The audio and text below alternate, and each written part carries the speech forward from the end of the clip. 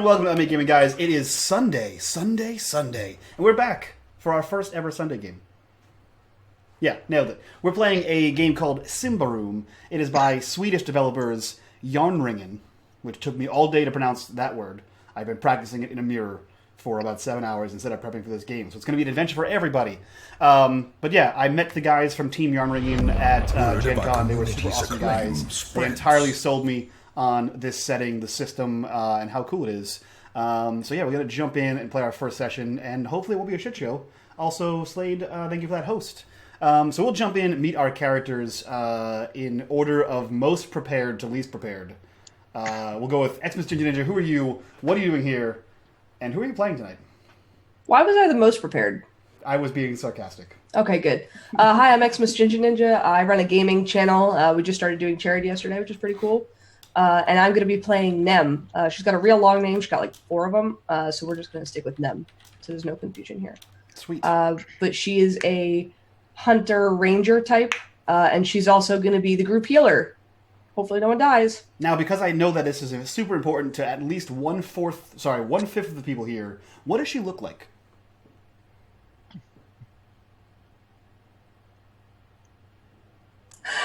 I'm still laughing at Sweetie getting mad the other minute. So she is like just under 5 foot, and she's very like athletically built because she, roams and hunts with her clan. And she has like long red, kind of like picture like the Merida crazy hair. She's got crazy red hair under like a hood. Okay. Perfect. I'm digging it. So let's jump over to the second most prepared person. Hello, Sweetie. Who are you? What are you doing here? And who are you playing today? I am Hello Sweetie 82. I also have a Twitch channel where I do random video game type things and also hang out with Xmas Ginger Ninja. I am playing Mahdga. She is a changeling witch. It's going to be pretty interesting because stuff for casters in this game is kind of weird. I run the risk of turning into Scary Blight Beast. So anytime I use a spell, so we're gonna see how that goes. Mm-hmm. And what does she look like? Are you you're interested? Mm-hmm. So so changelings in this particular setting have like some elf features. So she's got the pointy elf ears. She's got real dark skin, and she's got some super rad pointy teeth. She's kind of scary. Nice, but also awesome. Cool. We'll go to the third most prepared character. Kyle, who are you? What are you doing here? Word of our community's acclaim. Yeah, I'm not last. This is always a pleasant surprise. Yeah. I'm Kyle. I help out this schmuck unMadeGaming occasionally from time to time. And I'm playing Jhin Harengol. He is a descendant, possibly grandchild, whatever really works, of Marshal Harengol. And he is a knight, and he has a horse. A knight errant, not a landed knight. Right. And what does he look like? He is a little bit below middle age, I'd say. Like, not even middle age, like late 20s, early 20s in that range. And a little bit longer black hair, a little bit weathered because he's kind of been doing the knight thing for a while. And he does the tournament circuit. He has a big old scar across his chin. And, yeah, he likes to dress up in armor and look pretty. Now, because Ambria has only been founded for about 21 years, how old is Jhin Harengol? He is about 26, 25. Okay, so you've seen, at least as a child, you've seen the wastes beyond the Titans. Okay, so you made the trek over the Titans from Berendoria. Cool. Yeah, but he barely remembers it. Yeah. And the most prepared character, who gave me his entire backstory in a single line of dialogue. Mr. Bitters, who are you? What are you doing here? And who are you playing today? I give my intros in a single line of dialogue, too. Yep. I'm Mr. Bitters, and I hate everything. I moderate around here sometimes. There's another guy who does most of the work. I just take the credit because Mike can't tell the difference between the two of us. Tonight I'll be playing Shale. I'm an ogre, and I got big, strong hands, don't I? Just hang out with these guys and do ogre stuff. Do you like onions? I mean, you know, Or we- parfait? we'll Onion get or into parfait? What's the... we'll get into that in character. Okay. In the meantime, Shale is like large, apish, knuckles kind of drag the ground when he walks. Gray skin. He's got like sickly tufts of yellowish hair here and there. He's real ugly. He's about 7 feet tall, giant monster of a monster. Sweet. Monster's monster, if you will. Real monsters. No.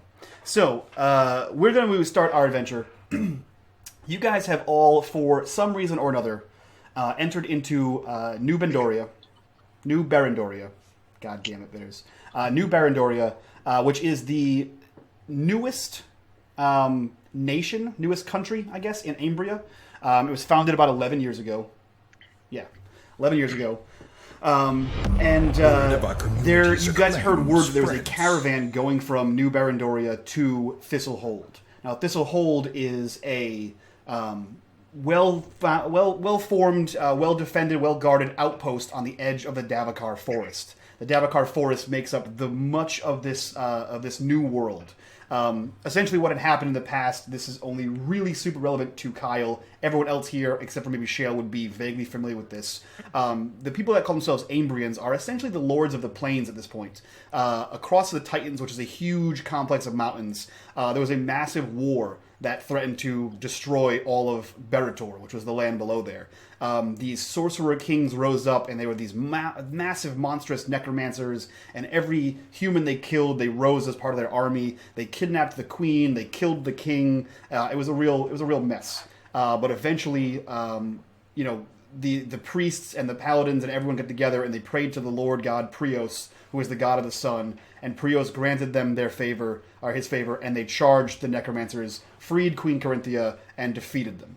Now all of the old gods are banished in their eyes, and they pray to the one true god, the Dawnbringer, Lord Prios. Because these necromancers poisoned the earth with their tainted dark magics, no crops could grow, no animals could feed and water. They had to escape, or they were going to die. So I believe Corinthia had a dream about this lush place across the mountains, across this treacherous trip across the mountains. And she rounded her forces, she made the call, and they crossed the Titans. They crossed the Titans into these wide open plains, and immediately came in conflict with these barbarians. To them, they're uncivilized, dressing in rags, not proper armor, not proper cities, and they essentially wiped out an entire clan, the Jezites, an entire clan of barbarians in these plains, and forced the remaining barbarians back into the Davokar forest. Now, the Davokar forest, the Ambrians came to realize, is grown up around the ruins of Symbaroum, which is an ancient, they believe to be human civilization that was here hundreds of years ago. They were, pervasive users of magic, and they believe that some of the ruins are tainted, but they all hold like magical, powerful items. They all hold treasure, the buried kings. It's crazy. But the elves that live in the Davokar forest want to preserve nature and say that the ruins should be untouched. And apparently there was a pact with older humans called the Iron Pact, where the elves and the humans agreed to kind of live alongside each other. As long as the humans don't delve too far back into the forest, the elves won't kill them. So some of you guys live in this forest, in the fringe edges of it. Some of you guys live in New Berendoria. All of you are currently in New Berendoria for now. You've all heard about this caravan. As I said, it's heading from New Berendoria to Thistle Hold. And you know that Thistle Hold is essentially the land of plenty. Thistle Hold is where the majority of expositions or excavations into the forest are. So if there's any chance that you want to learn some things about the forest, if you want to make your name, if you want to make riches, if you want to, grow and prosper and be, big and powerful, this is your best chance to get it. So you guys all have your reasons for going to Thistle Hold, and we'll get into that shortly. Right now it is nighttime. You guys are at a crossroads, a hub. You guys have been together for about 3 days now. You all have probably seen each other around. You may be acquainted enough to know your names. But currently you are at a way station. A caravan has taken you from one town to this way station. There's a camp here. There's a small corral of caravans encircled around, and it basically works where you need a wagon master to make the trek. Someone who's made the journey before, because the land is treacherous and it's dangerous. In this camp, there are a few pathfinders, a few scouts. There are a few mule keepers to tend the animals on the carts. There's a few wagon drivers. But right now, you're looking for a wagon master. The four of you are sitting around a large bonfire, and you're joined by two other people. A man named Telk, and a man named Ludo. You know that Telk is a coachman. He's basically one of the mule keepers, and Ludo is a pathfinder. But you guys are all just sitting around the fire, sort of taking the night in. You spent most of the day, kind of looking around for these people. Basically, you wait until the caravan leader comes back, and the caravan leader says, "Hey, I need X number of people. You gotta get on this caravan, and we're gonna roll out." So, you guys have the night to discuss what your plans are for the morrow. Discuss who you are. And you see that Ludo is sitting there by the fire, and he has a large stick, and he's sort of just tending the fire haphazardly. Every once in a while, you'll hear like an ember pop or a stick snap, and he kind of snaps too, and just looks around, and then just goes back to tending the fire. So, Nem, what are you doing by this fire with essentially 6 or so strangers?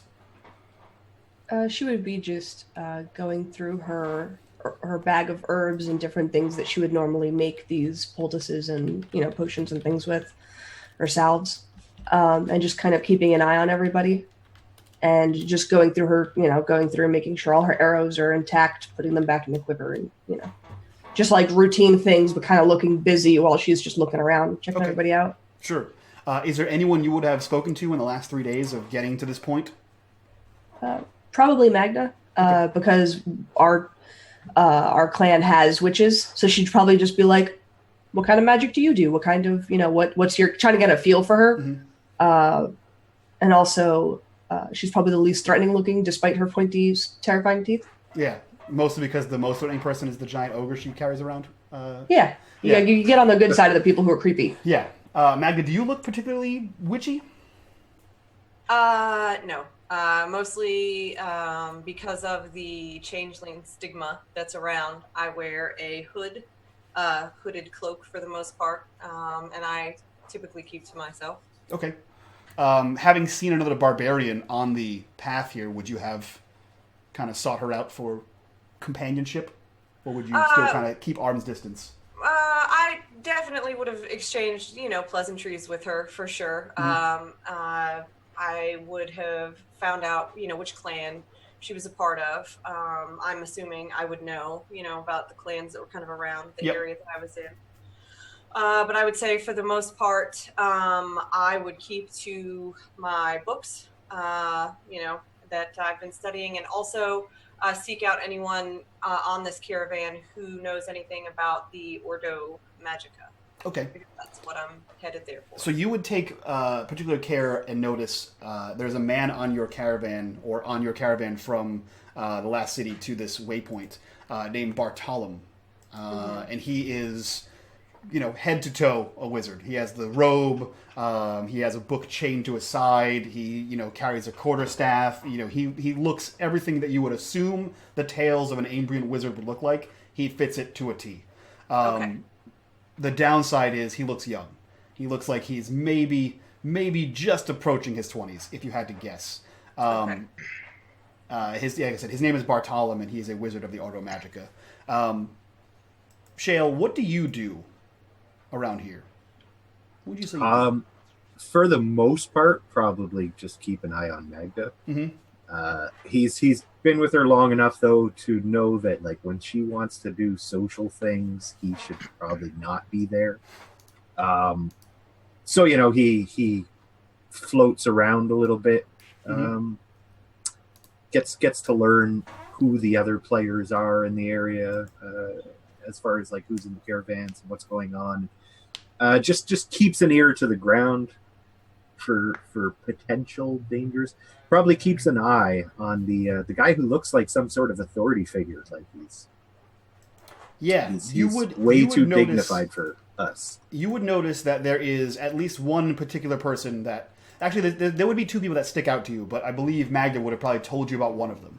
One of them being Bartolom, who looks like a wizard. Like, he looks elegant robe, fancy, air of authority and power to him. But you get the similar sense from another man in your caravan who wears, I believe, full plate armor, wields a halberd, and is often seen either, watering and feeding, caring for, or riding on his horse. And that would be Jhin. Jhin, what do you do in this camp, in this caravan? So are we talking just mostly at night, like during the fire, or throughout the day? Both. Okay. So throughout the day, like you said, I'd be caring for Sheba, my horse. Kind of riding out a little bit further ahead and acting almost like a forward scout for the group, and coming back, talking to Bartholomew. Bartolom is the wizard. The Okay, Pathfinder no, would be Ludo, Ludo. and his brother Bellum. Bellum. Okay, so I'd report back to them, just let them know nothing up ahead, or maybe any pitfalls or anything like that upcoming. And during the night, primarily he would be shining his armor. Okay. And getting all the dust and grit off of it that had accrued throughout the day. Okay. So your guys are all more or less scattered around this fire, and the man you know as Telk is sitting there as well, and he's kind of absorbed in the fire. He's watching Ludo kind of stir with his stick, and he looks over first to Jhin as a fellow Ambrian. He takes solace in the fact that it looks to be at least a well-worn fighter, if not someone of vague import with that fancy armor on. He says, "My friend, what brings you on this treacherous caravan? Do you aim to go to Thistle Hold, or is your destination beyond this point?" We have yet to decide on a point. Nothing that would concern you. Oh, well, I meant no affront. I'm just making conversation. None taken, my dear friend. I apologize. I myself am on my way to Thistle Hold. I hear that a man can find his stars there. Perhaps. I believe in you, my friend. I think you can do it. Well, thank you. I appreciate that. I'll give you a tip. Yes? Don't die. Well, that's the goal, if I do say so. It's stay alive as long as possible and be as safe as I can be. And if you have to die, die for a great man like myself. And then he looks back down and starts polishing his armor again.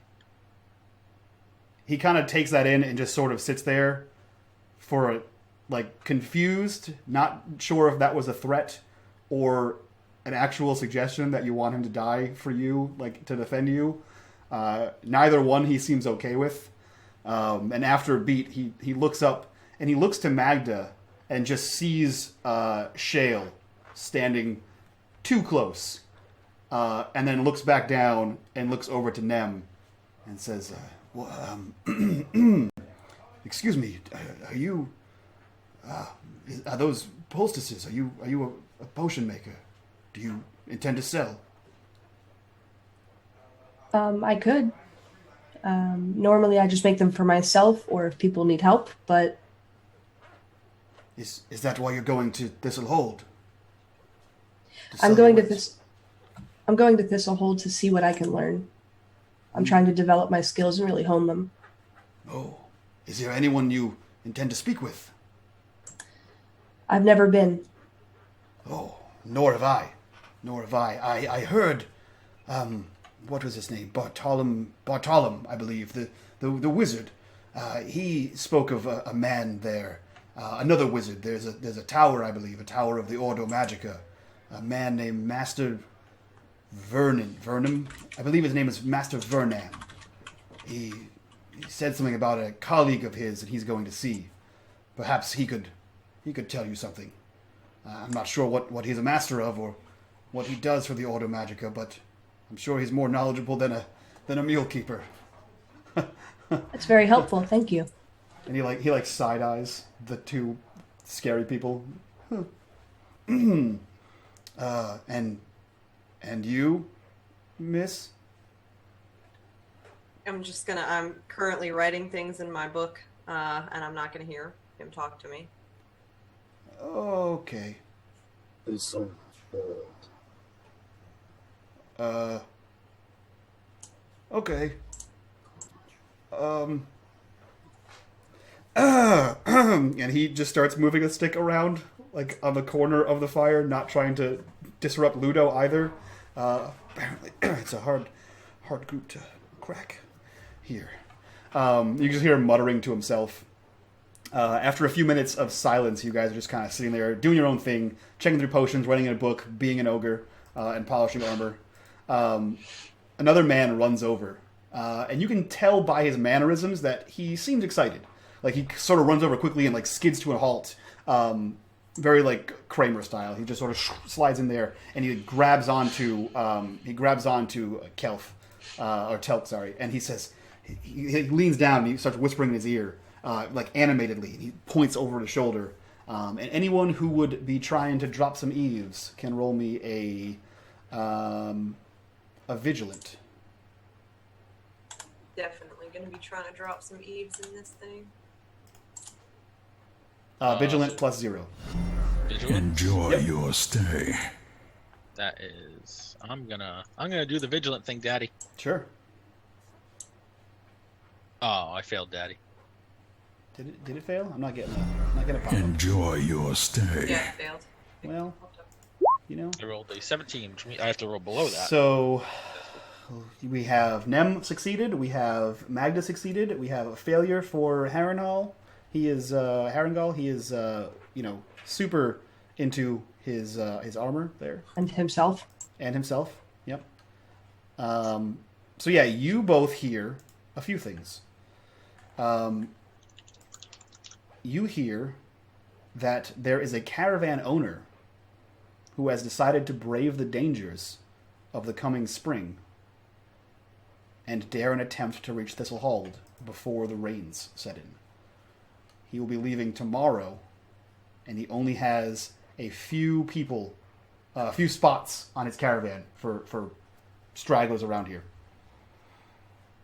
You kind of like overhear this as he's excitingly whispering. I assume Nem and Mahdga are probably closer to him, like on the either side of these logs, and you can kind of hear the whispers every once in a while. There's a caravan. Yeah, he's leaving tomorrow. And you catch the name Argasto as to what you can assume is the caravan leader. This whisper conversation kind of goes on for a few seconds, and then he stands up, Kelp stands up, and they begin to walk away together. And you can tell like they're getting a little bit louder now. They're like, "Oh, okay, and you get this mule, and then I'll pack this." And they seem to be making plans to sort of, you assume, leave in the morning. So you guys are left here. Ludo is still like looking around at all of you and quietly moving the fire around. Is there anything you guys do before turning in for the night? I think that I would motion to Shale to come with me, and I would go up to the two. What are the two men's names that just walked away? The two men that just walked away. That would be Keller and Telk. Keller and Telk. Okay, so I'll walk up to Telk. Okay. That was the man that asked you originally why you were going to Thistle Hold. I thought Stir the Fireman was asking me that. That's Ludo. Yeah. He's the quiet one. So I will walk up to Telk, Mhm. and I'll just tap him on the shoulder. And Yeah, say, he's like talking about packaging things. He doesn't even hear you. He might hear like the doom doom doom of Shale. Yeah. And he quickly turns around when you tap him Mhm. and looks at you. And I will say, my friend and I, and I'll just sort of nod to Shale, we're hoping to also get to Thistle Hold as quickly as possible. I couldn't help but overhear that you would possibly have a caravan ready tomorrow, and I'm curious if there might be room for my friend and I. Roll me a persuasion +5. Persuasion +5. Yep. Ooh, this is not going to go well.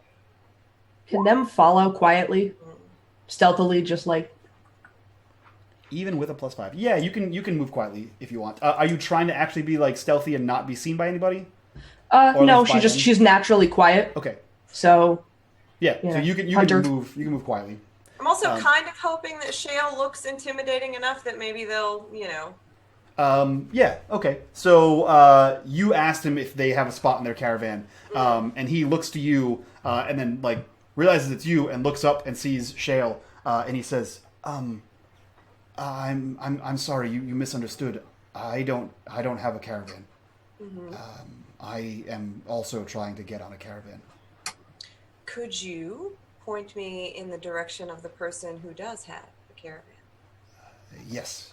And he points in a direction, and you see a large tent has been erected recently. And he looks to you and says, "Excuse me, before you go, he said he would be taking people tomorrow morning. If you'd like to try his tent in the morning, Sure. there'll be a queue." Okay, sure. Oh. Thank you very much. I appreciate the information. Thank you for not. Yeah. Thank you. Shale? No. It's fine. We have everything we need. Oh, okay. And then he looks over to Keller. And he's like, And anyway, boxes. And they start like quick walking away from you and your monster. Nem, you're probably roll me a vigilant just in case. +0. Yeah, you're close enough that you hear that. She wants to be right behind them, so when she turns around, I'm assuming you'd walk back to the fire after. You just turn around, she's standing there. Oh! Hi. Hi. Nem? Right? Nem? Yes? Yeah. Yeah. Didn't mean to sneak up on you. It's just, sorry. I also want to get there. So I'm going to camp right outside the tent as close as possible. So I'm the first person in line. Do you want me to hold your spot? You want me to hold a spot for you? Sure. I find that the closer that I get to people with my friend here, the further they tend to stay away from me. So I think we won't stand right directly in the line, but if you want to hold us a spot, that would be fantastic. Of course. Party of 3 plus. And she'll turn over and look at Jhin and just say, "Party of 3. I'll wait." And then she'll just kind of like just walk over. And is there a tree near the tent? Sure. She's gonna lay in it. In it? Yep. You can climb the tree? Okay. Yep. So you climb a tree and lay in the tree. Mahdga and Shale, where do you go after? Do you retire to slumber? Yeah, do they? I mean, I'm assuming there are places set up here for sleep? Yeah, so there's covered wagons. Think of this like a, cross-country wagon trail, essentially. So there's like tents that are set up. Like I'm sure you have your own tent. And there are wagons. Like I'm sure if you know somebody with a wagon or you intimidate somebody with a wagon, you can probably sleep in one. But I'm pretty sure all of you have tents in your character stuff. You all have sleeping rolls. Okay. Yeah. Yeah, so I'll just look at Shale and say, come on, friend, let's get some sleep and head to whatever tent we have set up. Okay. Jhin, you're close enough to hear the party of 3 conversation. Do you interject at all, or do you just continue polishing your mail, your plate armor, rather? He'll look up and kind of, I guess, try to intimate what's going on. He doesn't really like being left out, especially in a place where he doesn't know many people. Yeah, so you get the fact that this guy came over excitedly, was pointing towards a tent. You see Mahdga and Shale go up and talk to these guys. Nem go up and talk to these guys, and they all seem to leave this conversation in a slightly more cheerful mood. So he'll use his halberd to kind of like prop himself up because he was in a sitting position, and he'll use it kind of not as like a walking cane, but just like throw it out, put it down, take a step, and just kind of walk with it. And he walks over to those guys, and he's like, "So what am I missing?" Us guys? No, the gentleman that you... Telk and Keller. Yes. So they're at their wagon now, and they're like brushing down mules, and they're like rearranging things in their cart. And they look over to you. Telk looks over to you, the one who spoke to you before, and he says, "Excuse me?" It just seems everyone's having so much fun over by this patch of earth, and I feel left out. And a man such as myself is never left out.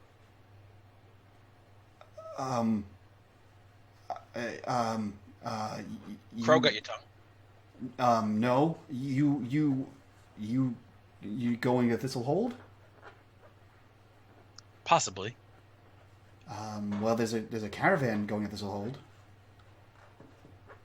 Oh, how grand!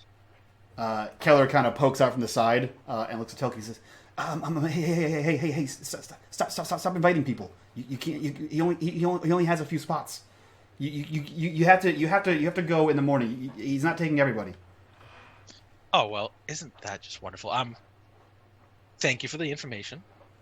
If we get attacked, I'll do my best to make sure that you're either killed quickly by them or I'll protect you. I can't promise anything. But one of the two. Again, Keller or Telk has the same kind of response as when you told him that if he's going to die, he should die for you. And he's not sure if you were threatening him or being genuine and trying to be a good person. He looks at you and he says, I thank you. Don't worry about it. He looks back to Keller and just sort of shrugs at him. Okay. Tomorrow morning, the tent, and he points towards the large tent you see. Oh, that tent right there? Yes. When? Tomorrow morning. Round about when? There'll be a queue. A queue? Yes. Can I get to the front of the queue? I assume by waiting in line. Yes, but can you wait in line for me? That's not something I really do. Wonderful. Thank you. Roll persuasion. Persuasion +5. Persuasion. Oh, +5? Mm-hmm. So I just add enemy disadvantage +5? Mm-hmm. And I put the plus in manually, right? Mm-hmm. Okay, just making sure. Enjoy your stay. Nope, try again. Don't add the +5. Don't add the plus. Just hit 5. Okay. Can I keep the 7? 5. I'm gonna watch. Hey. Success. There you go. So yeah, he looks to you and says, yes, I'll get there as soon as possible, and I will, I'll hold you a spot in line, and then I'll go to the back.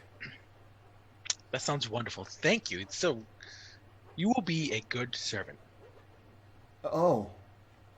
It's a compliment. It doesn't sound like it, but I assure you it is. I'm sure where you come from, it is. I come from a very prestigious line, and it is. Okay. No word for it. And then he just turns on his heel and walks away. And you hear like a quick conversation as you're walking away. I don't know what happened. He just came up to me and he's like, hey, you can't just keep telling people. And you can tell that like Keller is excitedly talking and stuttering, and that Telk is just like confused and kind of a pussy. So you guys all return to slumber in your various corners of the camp here. And we star wipe to morning time. It is morning. Nem, you have managed to secure a spot third in line. The noise of people walking to the tent is what woke you up. You are directly behind Ludo and Bellin, the two Pathfinders, which gives you a moment of pause because you're sure that two Pathfinders are going to get on the caravan, solely based on the fact that you need a Pathfinder. And they seem to only travel in pairs, these two, which means less spots for you and the new people you've met recently. Jhin, you wake up whenever you feel like it, and find that Telk is in line for you. Mahdga and Shale, how do you guys wake up? Can I give him a piece of gold? You can give him a... You have a shitload of thalers, right? I have 30 thaler. Yep. Can I give him a thaler? You can. Is that like a lot? Yes. For standing in a line is probably a lot. I mean, like your typical podunk shop owner earns coppers a day or tegs a day. whereas like a thaler is like that's probably his income for the week. I give him And a this guy is a mule keeper, so his job is to maintain the horses and mules on the wagon and make sure they don't starve to death or get covered in shit. I give him a thaler then. Okay. And I hand it. I put it in his hand and like I clasp it and I do the thing where you force close their hand with the thaler in it, and I'm like, remember this. I am a just and noble man. Do you wink at him? No, I just hold eye contact with him. Okay. And then yeah. You're like holding his hand, and you say this, and then you're still holding his hand for an egregious amount of time, just letting it sink in, and eventually he just sort of starts to slide his hand out of yours in the most uncomfortable way possible, and he says, "Yes, thank you. I hope to see you on the caravan." And he cycles to the back of the line. Mahdga and Shale, how do you guys wake up? I'm assuming there's no way Shale's fitting in the tent that we have, so I imagine he probably sleeps on the outside of it. Yeah, I assume Shale doesn't fit in most of the things you guys want. So I will. I'll put my cloak on and head out and just tap him and just say, come with me, friend. We've got some business to tend to. And I'm just gonna say, try and put on your intimidating face,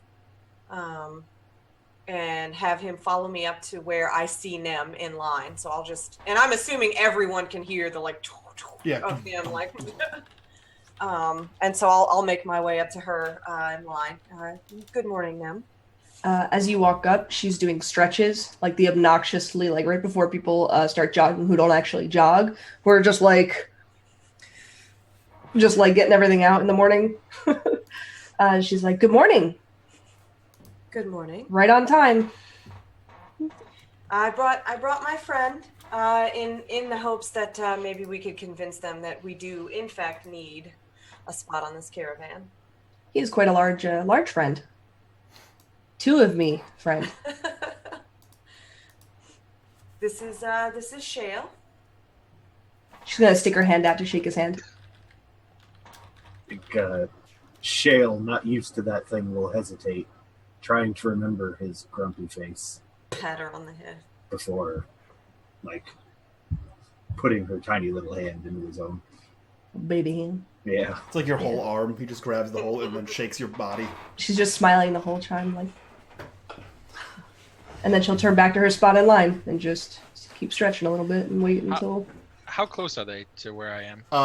You're a few people behind them. You see Shale. He's enormous. You see as he trudges by you in line.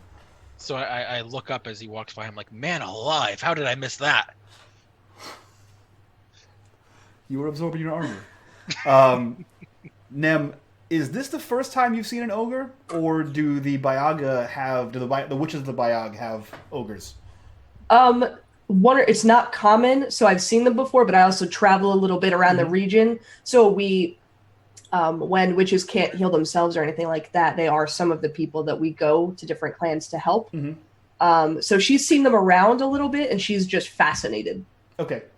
It's like she's really interested in how did you come to be? Where Yeah. So you know enough not to piss off an ogre because they she tries not to piss anybody off. She's pretty easygoing. Okay. But the customs and courtesies of how to behave around an ogre, or if a person is with an ogre, that kind of thing.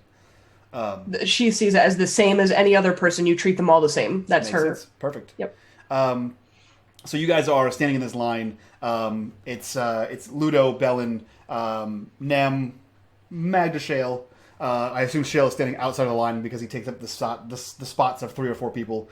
There is Keller, Bartolom, Jhin, and then there's a few people that you're not really familiar with, and then back in the back of the line is Telk.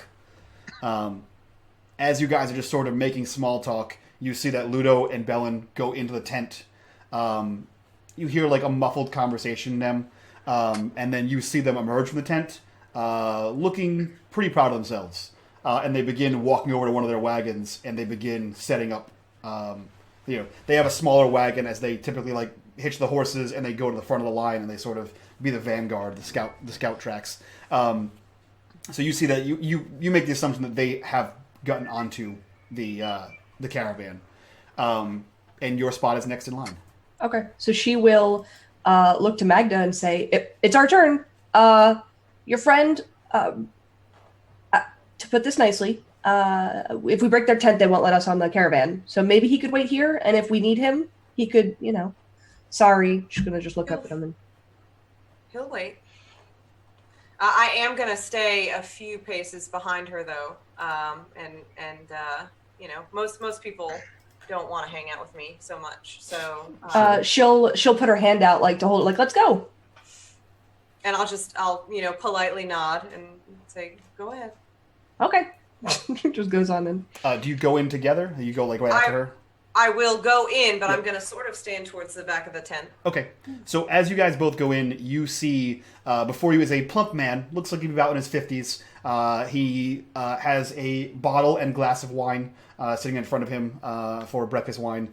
He has rosy red cheeks, and he's dressed in like baggy clothes that looks like a mix between he might be a merchant and he might be a woodsman. Like he's got a few skins, he's got like felt clothes, he's got like those, pompadour looking shoulder pads and like a big foofy hat. And he looks forward to you guys and says, "Hello!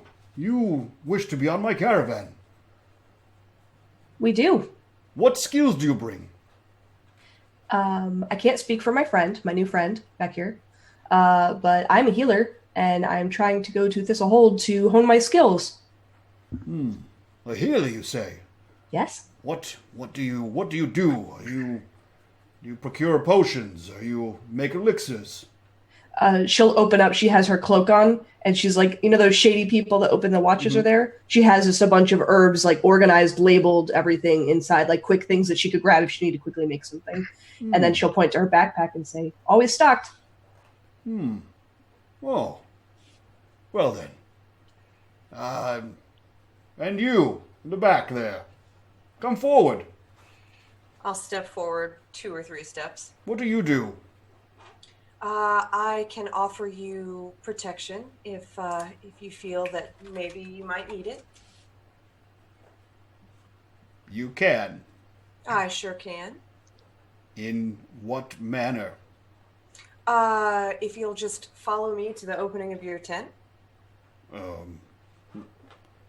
Well, unorthodox, but I'll see what happens. And he gets up, and you can see he's like a portly fellow, and he just sort of trudges by you. This should be interesting. What do you have to show me, young lady? I'll just open up the tent and say, "Shale, could you come here for just a second?" Once they went outside, or inside rather, Shale probably took up position outside, almost like he was guarding the entrance, and just staring at Jhin the entire time. With his angry face on, but being summoned, with childlike abandon. being summoned, he'd probably turn around. So as soon as you turn around on command, you hear, "Brios, preserve us."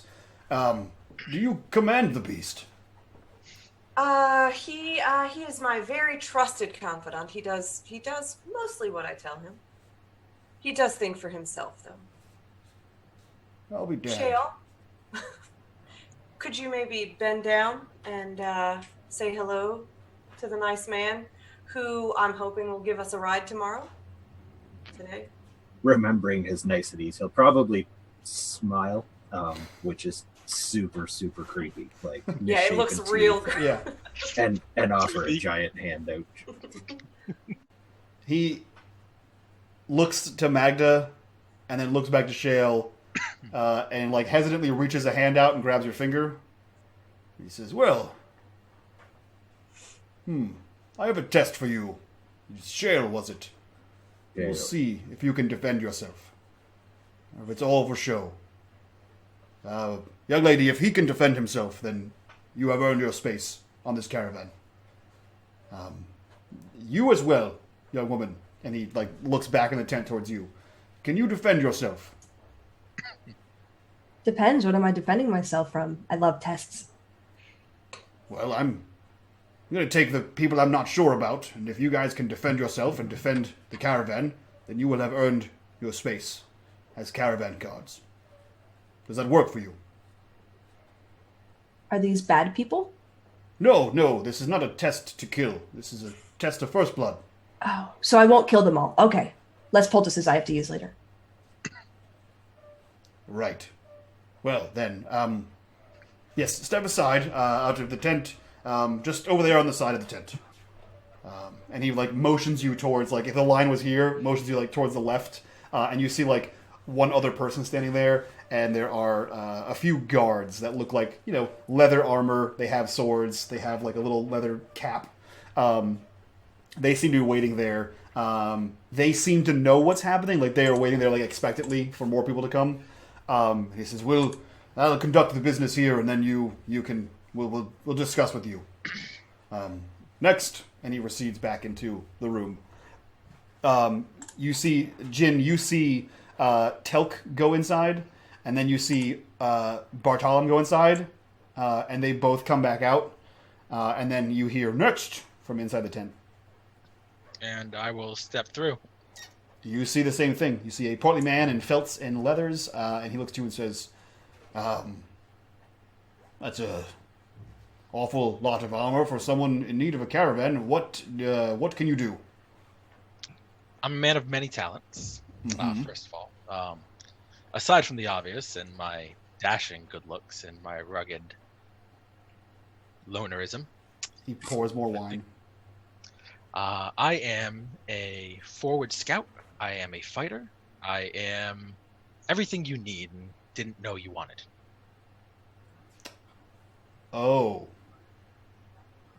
So you say you can defend yourself, then? In not so many words, yes. You used a great deal more words, yes. If you go outside the tent, to the left, to your right, there should be a group of people there. You giant ogre, you can't miss him. Just stand with them. I know, he's amazing, isn't he? He's something, that's for sure. Well, that was rather dull, but thank you. Well, good luck. We'll see how well you do. I won't need it. And walks away. Every trip. And you see more people sort of line up. And so you guys are probably sitting there for like a good 45 minutes. So if there's anything you guys want to talk about with yourselves, you totally can. Quick thing. Sure. On the way out, Mm-hmm. if there's another guy walking in, and he looks particularly fearsome, can I say, like, I can't wait to fight you? You can. You can say that to anyone. And I'll elbow him lightly. Yeah. You bump him, and you can tell this guy wasn't part of the trip you took from the city to here. It looks like this is a newcomer to this patch of Waypoint, and he looks like he is of similar build and style to Nem. So you would assume that he is one of the local tribesmen in the area. You're not too unfamiliar with the local tribesmen. In fact, you would be particularly familiar with the Zarek tribe, so you would assume he's probably one of them. The Zareks, they have a on-again, off-again relationship with the people of New Berendoria. They helped Alicero with a job he did, a complicated and messy job that he did. So you see them in Savina, which is like the biggest town in New Berendoria. So it's not uncommon. But yeah, you see a barbarian. He looks pretty ripped. He's got exposed arms, and you can see that like by his waist he has two small axes, and you can tell that his wrists and hands are wrapped in leathers like a pugilist. And you just sort of you square up with him, and you sort of can't wait to fight you, and you sort of shoulder him. And like it's a playful manner though, especially if I notice he's Zarek tribe. Mm-hmm. Just in the merit that I do work for Alicero Konor, mm-hmm. and if that is somebody that, at least a group of somebodies that he utilized in the past, mm-hmm. I don't want to go shitting on that relation. Yeah. I mean, it sounds like a friendly ribbing at this point. Yeah. It's not like, I'm going to murder you. It's like, Yeah. Friendly tussle. So yeah, you guys are sitting out there for about 45 minutes as the rest of the line goes through. You see people come through dismayed. You see people come through that are elated. Like you see Bartolom, he looks excited when he leaves. You assume that he is headed off to Thistle Hold. And after the line dwindles, Bartolom comes out and he says, "Ah, yes, the rest of you. Now, you said you could defend yourselves, correct?" I think I just displayed it, but yes. I have no idea what you're referring to. Either way, we'll have a quick challenge of skill here. You 4 against my men here. Don't kill anyone. No insane injuries here. Just first blood. Does that work for you? You're referring to us, the players, right? The 4 of you, yeah. He's referring to the 4 of you fighting 5 of his guardsmen. So I look over to Shale. I'm like, "That's not an even fight. Look at this thing." Oh, no. You won't fight him. No, I mean for them. Well, then he deserves a spot on the caravan. I look to the girls. I'm like, "Does he have the capacity not to murder?" Of course Shale, he does. you hear this question. We fight for My sport, Miss Prius, it speaks. Are you always this rude? Mahdga. He is. I have watched. I'm never this stunned. All right, can we get on with this? I would actually Yes. like to get out of here. This will be mighty quick with what's your name? This is fascinating. Shale, was it? Shale. Sir, is there any way? Are your men ready? Yes. If you are done having a discussion about the odds, you may begin. And he sort of motions towards like an open field right next to where you guys were like lined up. He says, go. Nem is going to immediately fire an arrow into someone's knee so that they can't move. Who has the highest quick? Probably me. What is your quick? 10? Actually, no, maybe not. 10? 11. 11. Son of So a a 10. bitch. 10, 11. Who has the highest, of the two, Nem and Shale, who 10. has the highest vigilant? I believe I'm 10 there as well. Nem vigilant Oh, sorry, 8. and Mahdga vigilant? 10. Jesus Christ.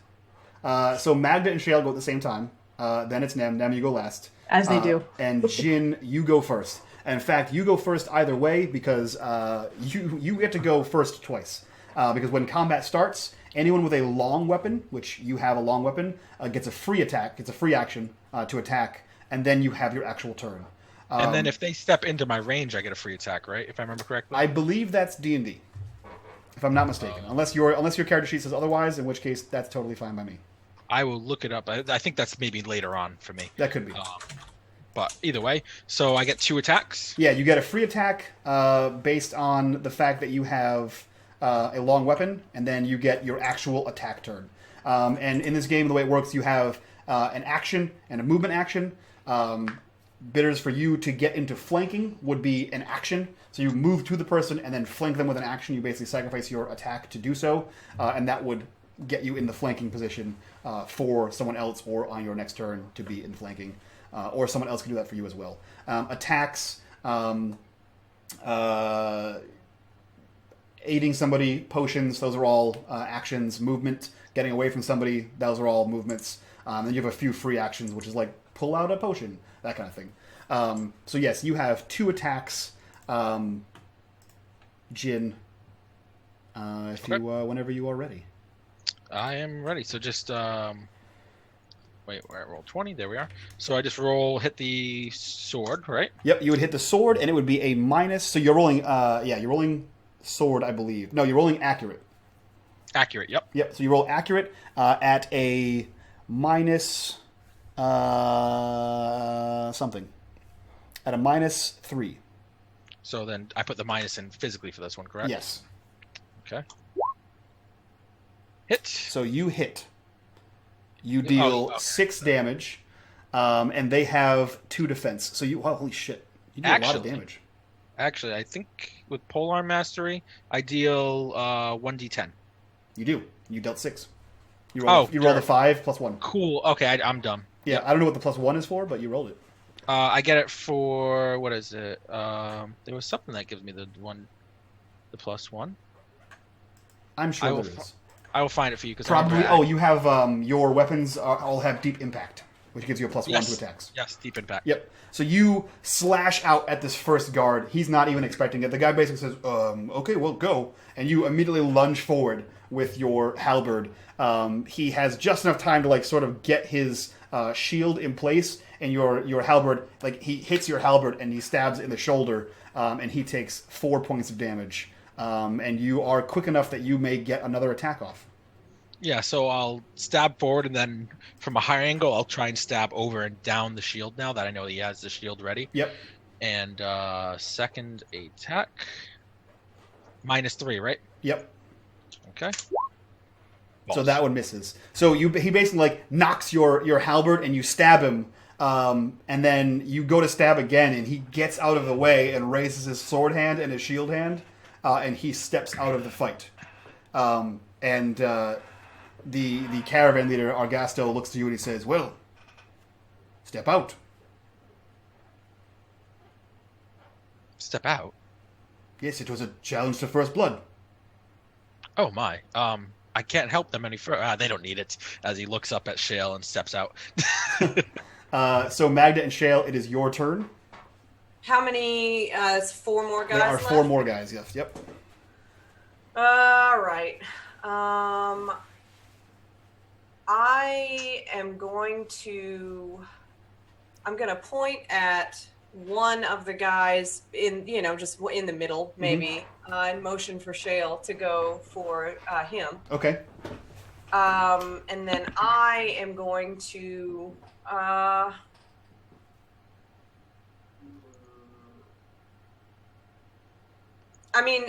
does mine and Shale, Shale and I count, like, if he draws first blood, does that also count for me, or do I need to? You're not sure, but it seems that way. It seems like if you control the ogre, they don't want a rampaging ogre on the caravan. Mm-hmm. So you would assume that that's the way you sold it? Okay. He's mine, we kind of go together? Yeah, so I'm going to stand behind him. I do have my quarterstaff just, at my side. But I'm going to pat Shale on the, his arm, whatever I can reach, and just point to the guy in the middle. And I think, Shale doesn't hesitate. He's got a furrowed brow, but it's hard to tell whether it's anger or something else. Because he's ugly and nobody looks at him. So he'll probably stride out there towards the man he was directed to, cracking his knuckles and clenching his fists. Sure. And you do, and he like seeing his friend be stabbed in the arm, he has his sword and his shield out, ready to go. He has him up in, like, a defensive mode, and you see him, like, look up at you, and he, like, takes a step back, but raises his shield and sort of has the sword just underneath the shield. I'm sorry. What do I roll this with? You're going to roll accurate. I've got that set up. But if you roll your attack, that should be fine. Enemy disadvantage? It'd be -3. Make sure. You hit. So you do, and you basically have your fists out, and you hit this guy, and he raises his shield, and you drive him back. And then, like, he recovers from you driving him back just as your other fist is coming, and he, like, haphazardly raises his shield and sort of eats it and gets driven back a second time. Because they have 2 armor, your attack doesn't break through, you haven't drawn blood, and you are still in combat. Mahdga, if you'd like to step up and try your hand at that quarterstaff, you may. Yeah. I'll just I'll step up and try and whack him with Sure. So roll quarterstaff, -3. Uh-oh. Where's my quarter? There it is. Okay. -3? Yep. Got it. Fuck me. Wow. Okay, so you see Shale just sort of and just punch into that guy's shield. You can almost, from your distance, you can almost see it splinter, and he gets driven back the length of his arm. And then as the guy's recovering, you see him put his shield back up, and he catches another one of Shale's fists and gets driven back a second time. And you, knowing how Shale fights, kind of walks up to the side of it, and waits for the guy to get driven back a second time. And as he's getting driven back, you just sort of baseball swing Yeah. and I hit him just in the back of duck the under head. Shale's arm Yeah. and go around to the side. Yeah, Right. and just sort of like club him in the back of the head. And as he's like proud of the fact that he defended with the shield twice, and he's like, okay, ready to go. And then boom in the back of the head, and then he just falls to his knees, and you can see that he's like blinking and trying to make sense of reality right now. And he sort of falls to the side, and our guest looks to you and says, "Well, you two make quite a team. Step out." And Nem, you are left with 3. Shale will reach down to help pick up the guy before he steps away. Do you just pick him up and then? Bring Yeah, I him with you? mean, no, he'll probably reach down and a little roughly Yeah. pick him up by the shoulder and stand Okay. there and then walk away. Yeah, you like stand him up and he wobbles to the side for a second, and then he catches himself, and you can see that he's like doing that thing where he's trying to line up the sword, and he finally gets it in, and he just sort of blinks and stands next to the tent, sort of leaning hard on it. Nem, you have 3 guys that look a little shook. Okay. She's going to pull out her bow and just kind of be like, everybody ready? Yes. And Okay. then one of the guys takes a step forward with his sword out, and he starts like he's moving towards you. Yep. Yep. She's going to shoot at him. Sure. Roll. In the knee roll attack area. -3. Hold on. So I just hit that. And You should then hit the- -3 for enemy disadvantage. Yep. Why can't I edit that number? There we go. So you fire your arrow, and this guy's taking a step forward into you, and he just sort of swings down and chops the arrow to the side, and he advances on you. Roll defense. Should be bottom leftish of your character sheet. Should be defense. I don't have any armor, so I'm minus what? -5. Defense -5. Why is it minus? I'm just curious. Because his strong is 15. Okay. So all of your rolls are modified by his rolls. Okay. By his stats. So you roll everything. So he has a 15, which is 5 higher than 10, -5. That's what you roll. That's the Okay. minus on your thing. The reason you got a +3 on your ability to hit him is because his stat where you need to hit him is lower than 10. Was it +3 or -3 for my attack? Your attack was +3. I did -3. You said minus, I thought. No? Nope, +3. And you did -3. Yep. Yep. Because I thought you said -3. It is +3. Okay, well. No, I let's did. keep No, I'm going. sorry. It is -3. His attack's 13. Sorry. Okay. I just wanna make sure I rolled correctly, You're that's right. all. It is -3. You did miss. Okay. Because yours is 16, right? Or your Yep. attribute is 15 rather. So he comes in confident after snapping that arrow, and he lunges forward to you, but you're quick enough that you just sort of dip out of the way. He's next to you, and there are 2 more guys further away. It is your turn to attack.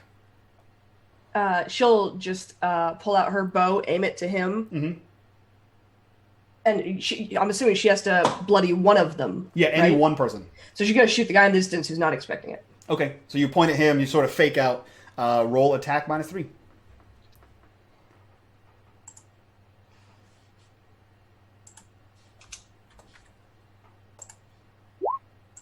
That is a hit. And this guy, he sort of gets his shield up and sees the arrow at the last possible second, but he gets his shield up just in a way that it kind of clips his arm underneath the shield, and you see that it just sort of unstitches his armor, and you can see a little bit of blood sliding down his arm. And he immediately raises his sword and shield, and Argas looks to you and says, "Well, I thought I had you there. Step out. You may join the caravan to Thistle Hold. Now, it is a long journey. We must pass the river Iblis. We're going to skirt the Davokar to Thistle Hold. Now, you may be wondering why we'll skirt the Davokar, but what I've understood is there is a bandit group traveling the plains in this area.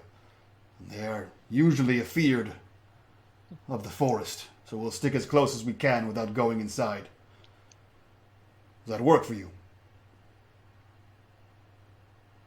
If it works for you, it works for us, does it not? Well, I would hope so, or this was in vain. Well then, Pack your belongings. We leave tomorrow morning. And he grabs his men and sort of walks back into his large tent, leaving you guys to about your business. Can them go get her arrows back? You may.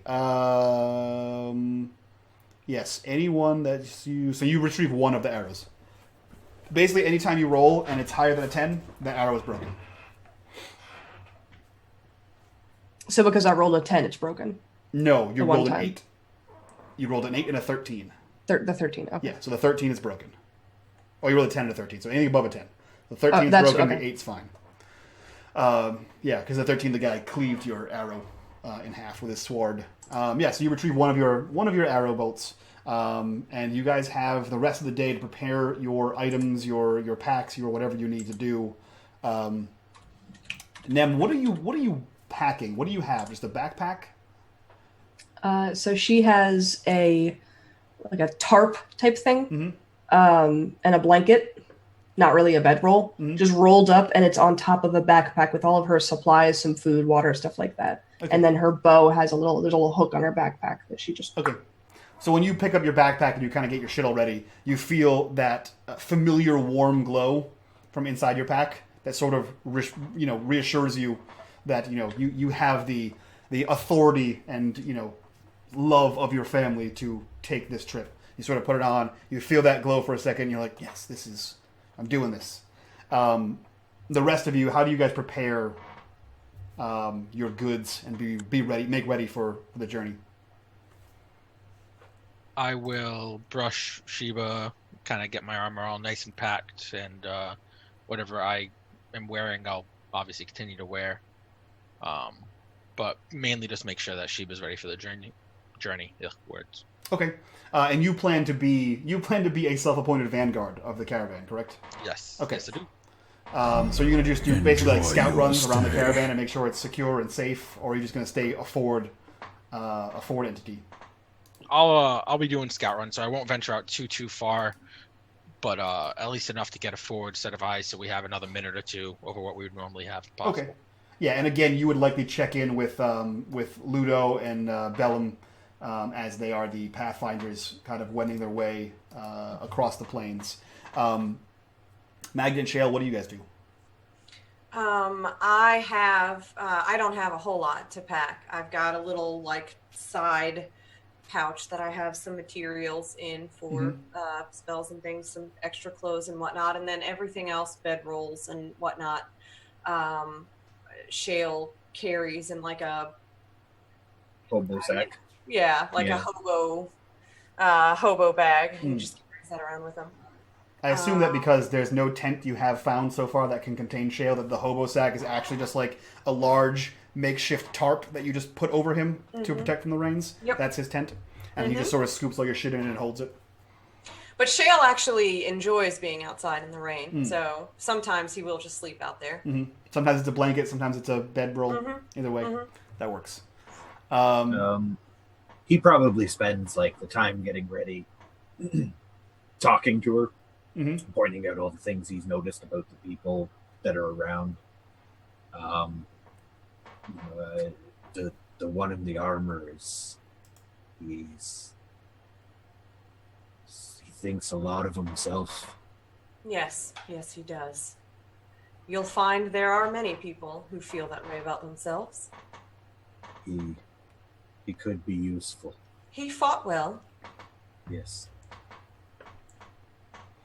Our barbarian friend has beautiful form. She's very skilled with her bow. We'll make sure we keep her close. She was nice. Yes. Mahdga, do you seek anyone out while you're packing your goods, or are you just getting ready and focusing on moving? So we have the entire night, so I would get everything ready, and I would seek out Bartolom, and just see if I notice that he's anywhere around. Yeah, you would. You would notice that he's in the same sort of arrangement as you. He's preparing his goods. He's got a stack of books. He's basically a crate of books He's got a little backpack. He's got his bedroll. He's got a tent that he's putting up, and he sort of has the luxury of putting his stuff on a wagon.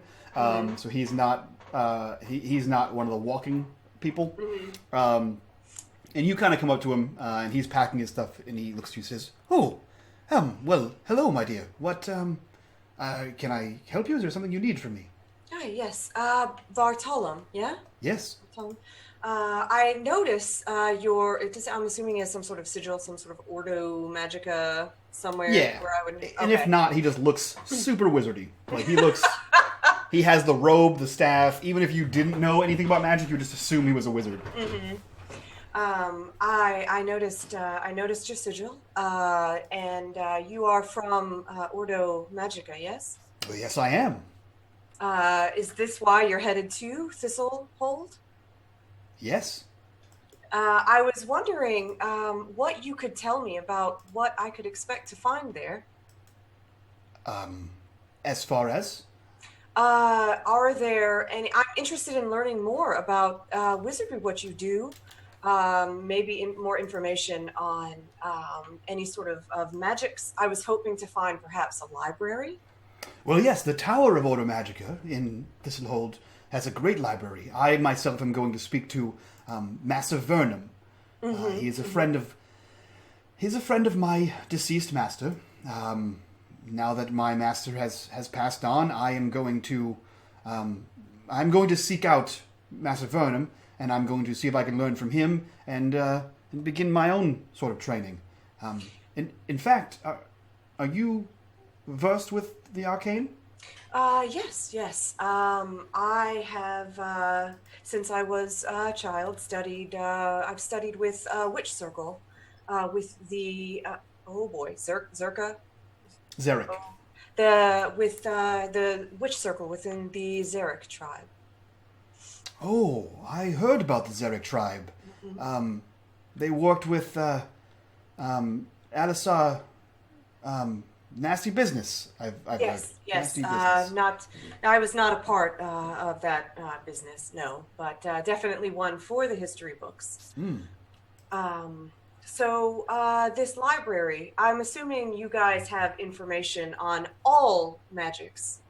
Well, all that we've researched, yes. Your master. Vernon. Would he be willing? Vernon. Would he be willing to speak with me? I don't see why not. At a minimum, I would love to speak with you more.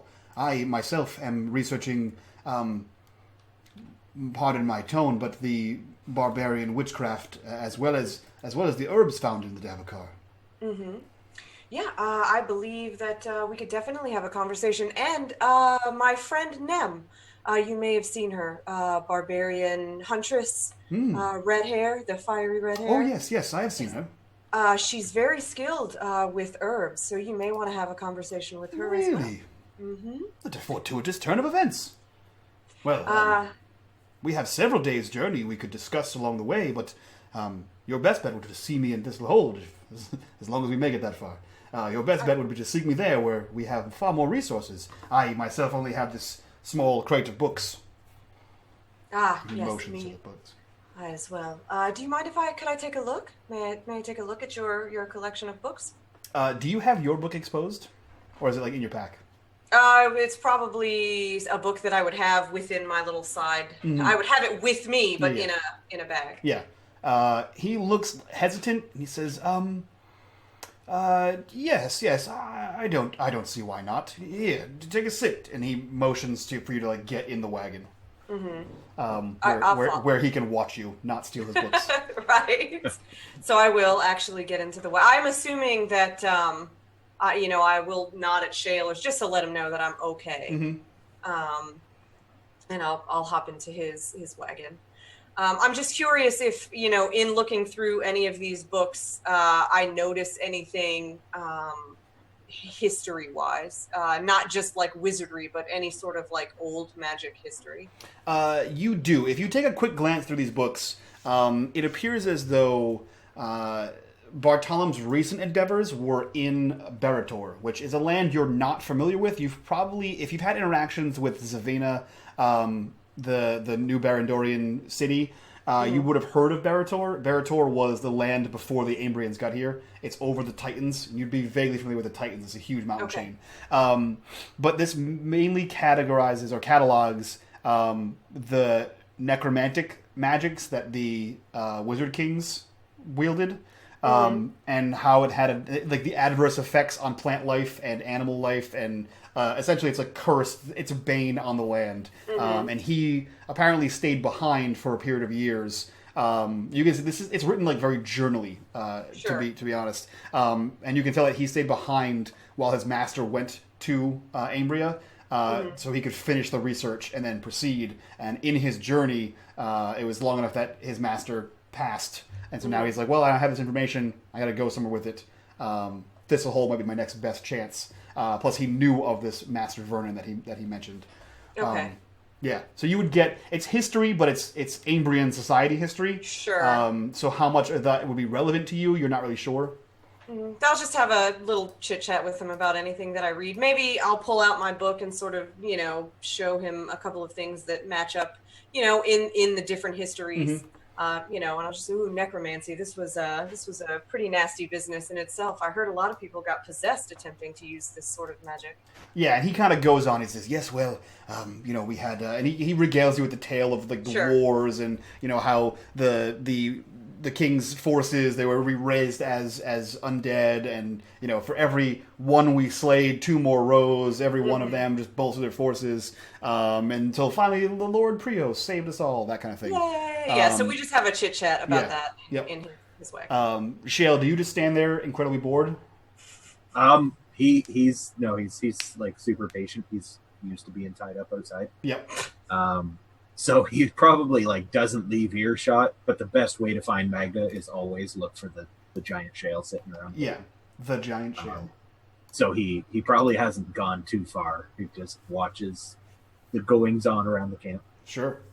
So I've been informed that we are at 10 out of 10 retweets, guys. For this game, mechanics work a little bit different, a lot different than D&D. Everyone gains +1. You gain 1 +1 to use on whatever roll you deem necessary tonight. Cool. And guys, that works for all the things. If you look along the bottom of the screen, top of the screen, one of the two, you'll see retweets, subscribers, and followers. As soon as we hit any of those goals, everyone on screen gains +1. And if you guys want to donate and help the show, check out the donation section down below, and I'll work something out for what that means in this game. Just donate and tell me what you want, and I'll figure it out.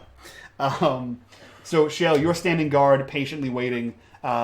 You're a vaguely educated ogre? So would you be dropping some eaves on this conversation, kind of listening in on what you might hear? No. No, he respects Mahdga. She kind of waved him off. He'd do his thing. He might be eavesdropping on other conversations going around. Okay. Yeah, you would hear a few conversations as you're sort of just standing there, because I assume you literally just sort of stand there. Yeah, and people walk around you and just probably squats. His legs are fairly short, so yeah. He props himself up on his knuckles and sort of just sags into it. Yeah, you hear a few conversations. Roll me vigilant at 0, just to see.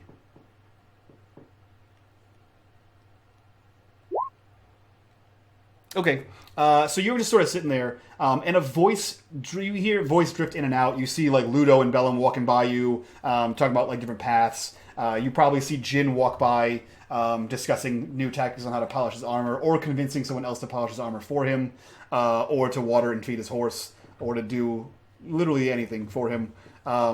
He seems like the kind of guy that would do that. And you hear a voice in particular. You don't see where it's coming from. You assume it's coming on from one of the other sides of the caravans. But you hear, no. I think I saw it. I think I saw it glow.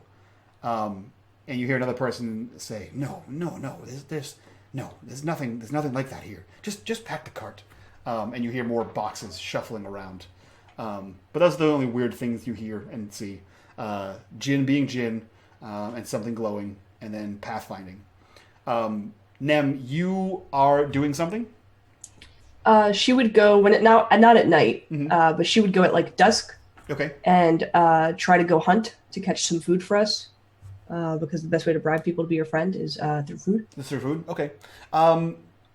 Yeah, so you go out. You're a skilled hunter. That's literally what you and your people do is hunt. So I'm not going to make you roll for hunting. You go out and you find a few pieces of game around here. You find like a few rabbits. You don't want to be tracking a deer through the woods or through the field and follow it too far and get lost. So you go for smaller game that you can get easily. So you find a few rabbits, a few other small game around that size. But you bring enough to at least feed the friends you might have made just now in that combat. With relative ease. It probably takes you, maybe you've packed all your stuff up, you grab your bow, and it probably takes you like an hour or 2 hours to find the rabbit tracks and sort of back them into a corner and pop an arrow into one of them. So she wouldn't pop an arrow, she would sharpen a stick. Yep. And just throw it. Just throw it at them? Okay, yeah. Yeah, she doesn't want to waste her arrows. That's fair. Yeah, so you sort of find their little rabbit warrens, and you hide and wait for one to get out there, or you scare them in and out the other burrow, and you get them that way. Either way, you are able to secure at least 3 rabbits that you can then take back, sort of skin, and begin prepping to make. Every night there's a large fire. It's a fairly decent fire, given that there's not just the caravans that are here, but there's also people looking like you guys were for caravans, or incoming or outgoing caravans. So the fire is usually fairly large. It's probably like 4 feet in diameter. It's a big fire. So there's plenty of room for you to grab a little corner of it and start cooking, and not be like taking up the whole place for yourself. Yeah, she is just sitting there, skinning them, cleaning them, kind of like humming while she's doing it. She'll skin everything, put it in a pile on the side in case she can sell the skins. Yep, the furs, yep. The furs. And then just start, she has like one in each hand, and she's just kind of like looking around, smiling at people, just cooking. And I assume since you are versed in alchemy, you probably have some kind of component in your bag that you can kind of rub, on the inside of the felts, the pelts rather, to preserve it and not make it rot. That way you can save it later for tanning or for making into clothing or something like that. So yeah, you totally do all that stuff. Jhin, what are you doing to prep for tomorrow? Suppose I would be sharpening my weapon, and at least, how dark is it right now? It's dusky, so it's like it's getting dark at this point. Are there any large hills or anything like that I could get up to within half an hour to an hour Sure. on Sheba? Yeah, for sure. Yeah, so I try and go to the highest hill or highest vantage point I can with Sheba. Yep. And from that point, I would try and at least scout out the immediate area. Okay. Just to make sure I can get a better lay of the land for now. Okay. Now for everyone else, who is Sheba? Sheba is my horse. Okay. Is she a chestnut mare? What kind of horse is this? This is a not quite a. It's close to as close to a war horse as you can get. It would be. I don't know what horses are native to Dustfall in this area. Dustfall? Oh, Symbaroum, rather. Yeah, there's no horses native to Dustfall. In fact, horses are super rare in Dustfall. Yeah. You have a goat instead. A goat named Sheba.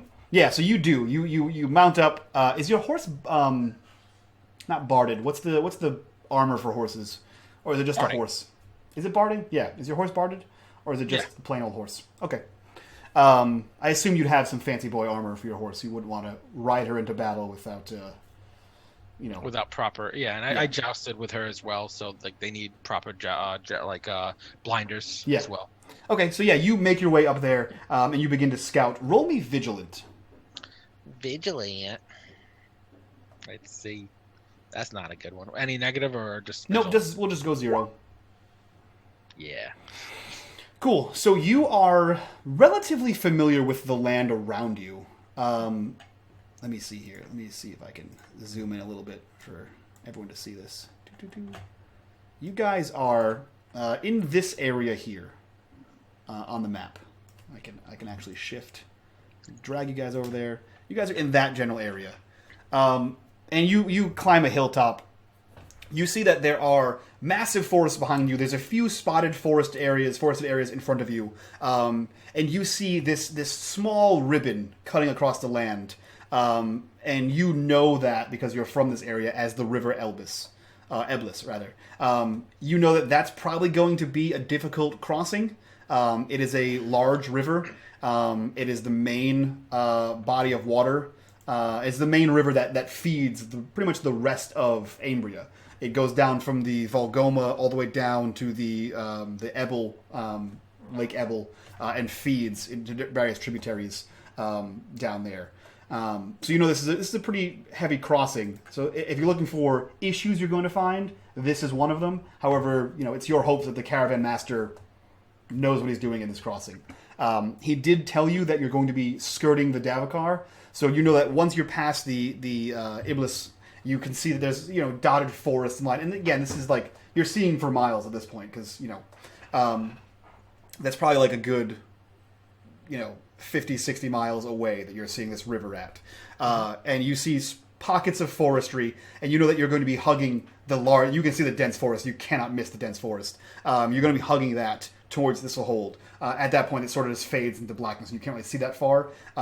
You don't see a lot of things. However, you as someone from this area, you know that there is... rumors of and some misguided chiding about, and it's one of those things where like everyone thinks this is real, but they're not really sure how real it is, kind of thing, like almost a tall tale. There's this thing called the Silent Pass that is rumored to run in northern Narragor. There are small outposts, basically a tower every so many miles along the border, because you know this for a fact that the leader of Narragor, he has been charged with preventing the spreading of the corrupt forest from going back into the pristine Ambrian lands. So he holds back elves, holds back the forest, cuts down, that kind of thing. A lot of people aren't a fan of it, especially the people that live in the forest aren't a fan of it. And there are rumors that he has been putting people in these towers for 16, 24 hours. There are even a few rumors that the plague of undeath wasn't stopped by the Titans, and that he may be employing those with the plague in the towers because they don't need sleep. But again, this is one of the more extreme, really out there kind of rumors. This is one you don't be, it's one of the ones you would tell your guardsmen, don't be that kind of guy or I'll send you to the Silent Pass, that kind of thing. It's what you tell to spook young insufficient or inept soldiers. Okay. But that passing close to the forest could mean you may come in contact with the Silent Pass, which for you is one of those half and half, it's good because there might be guards there to defend us, or there might be undead, if that's founded at all, if those rumors are founded at all. But that's really all you see. It doesn't appear to be any danger on the horizon. You don't see any... that there are rumors, like he said, there's rumors of robber barons in the immediate plains area, which is why he's hugging the forest, because they don't go that far. There's nothing to steal up that far. So yeah, you don't see any of that. But you get a good lay of the land. So kind of where you're going to, bring Sheba in the morning to play as Vanguard. Alrighty. Yeah, so if that is all you guys do, you guys go to sleep. And the next morning, the caravan leaves. Kyle, you had something? No, that was... the caravan moves. Augusto's caravan leaves the camp. The journey to the east begins. The landscape is still lightly forested where you guys are, not so dense that you guys can't see anything going on. You guys can see the skies for most of the time you're traveling. The sun shines high in a clear blue sky, and you hear a few people, praising Prios. Probably Jhin might be one of them, and you even hear at one point in time you hear Augusto sort of exclaim, at one of the break points. That the lawgiver's face smiles warmly over this pass, and that it bodes well. That it appears that though Prios is watching over this journey, and we may luck out. Those of you local to the area, in fact, all of you would know that the spring brings rains, and crossing the Iblis at this point in time, that's where a lot of the danger comes from, because the more it rains, the higher the lake rises, and the higher the rivers rise, and the harder it is to cross because the river will expand and become more and more of a challenge. Plus, it's awful riding in a caravan when it rains for several days straight. The roads get muddy, although the track gets muddy, wheels break, spokes break, tires get stuck, that kind of thing. So no one likes to travel in the winter and in the spring because of the heavy rainfall. People die of dysentery. People die of dysentery. Yeah, that kind of thing. You're almost always able to clean in the shower, in the showers, the spring showers. But the journey goes on. You guys make it. You make it like a day out, and Argasto comes to you and says, "Well, tomorrow will be a treacherous day. We will be crossing the River Iblis. So we will camp here as to not cross in the nightfall. The rest of you, I recommend you batten down all of your goods. If you have a caravan, make sure you secure everything, and we will do our best to cross at one of the smaller crossings, ensure that we get across safely. Is there any questions you may have of me for crossing the river?"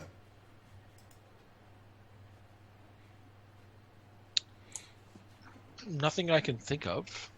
You are the expert, are you not? I am. I was wondering if you had questions about crossing. I have made the crossing several times. I assume none of you have.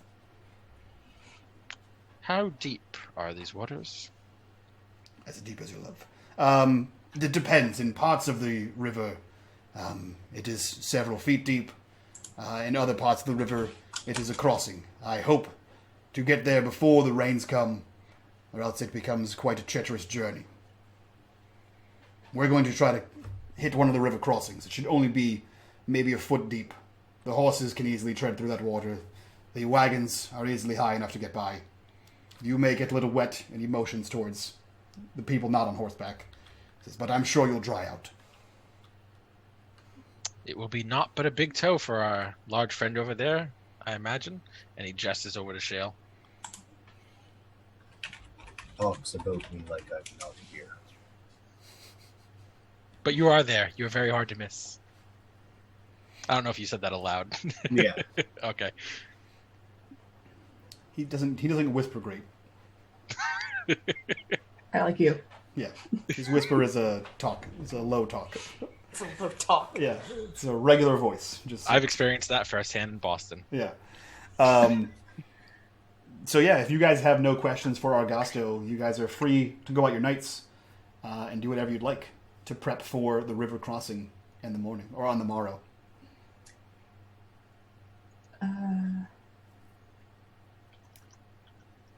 Is there a way? I guess she's going to, in the morning, like think about this for the morning, and in the morning pack her shoes.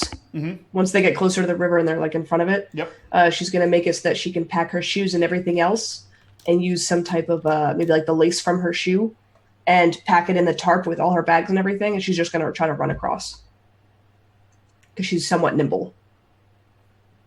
Carefully, but Run across the water or just trudge through the river? Trudge through the river, Okay. but like at a quick, like, she's nimble and she's pretty. Okay. I just wanted to make sure.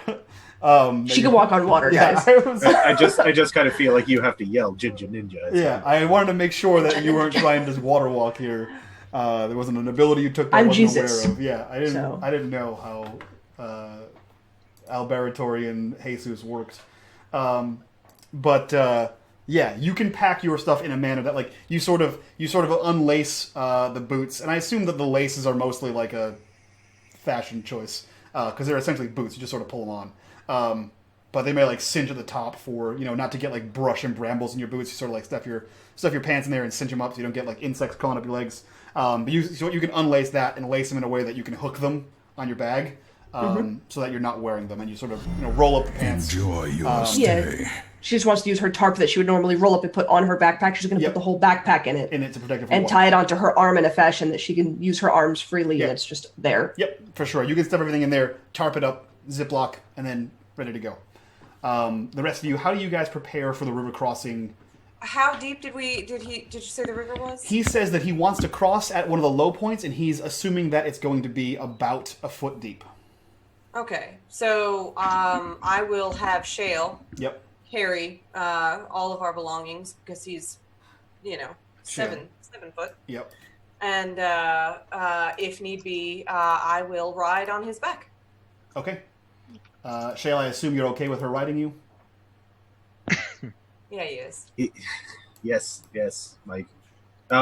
He's like broad-shouldered, so she's probably got like a perch. On Yeah, his- you just sort of on like his scoop shoulder. her up and just sort of put her there, and then secure her and go. I've ridden Shale many times. Yes, one would Done assume. this before. Jhin, I assume you're going to vanguard and ride forward on the horse. Yes. Okay. So yeah, you guys head to sleep, and the night goes by uneventful, and you begin to ready your goods. Jhin, you are up first because you want a sort of, you want to bridle your horse, you want to, brush her down, get that whole thing. Mahdga and Shale, you guys wake up, you start preparing your stuff. Nem, you wake up, you begin preparing your pack for, this waterproofing your pack. Go ahead and roll me a vigilant real quick. Nem or Nem. myself? Yep, Nem at 0. I'm sorry, what am I rolling? Roll me a Exactly. vigilant at 0.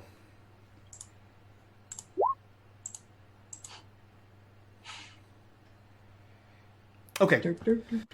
So you don't see much of anything. However, you are packing your goods. You're kind of focused on your task.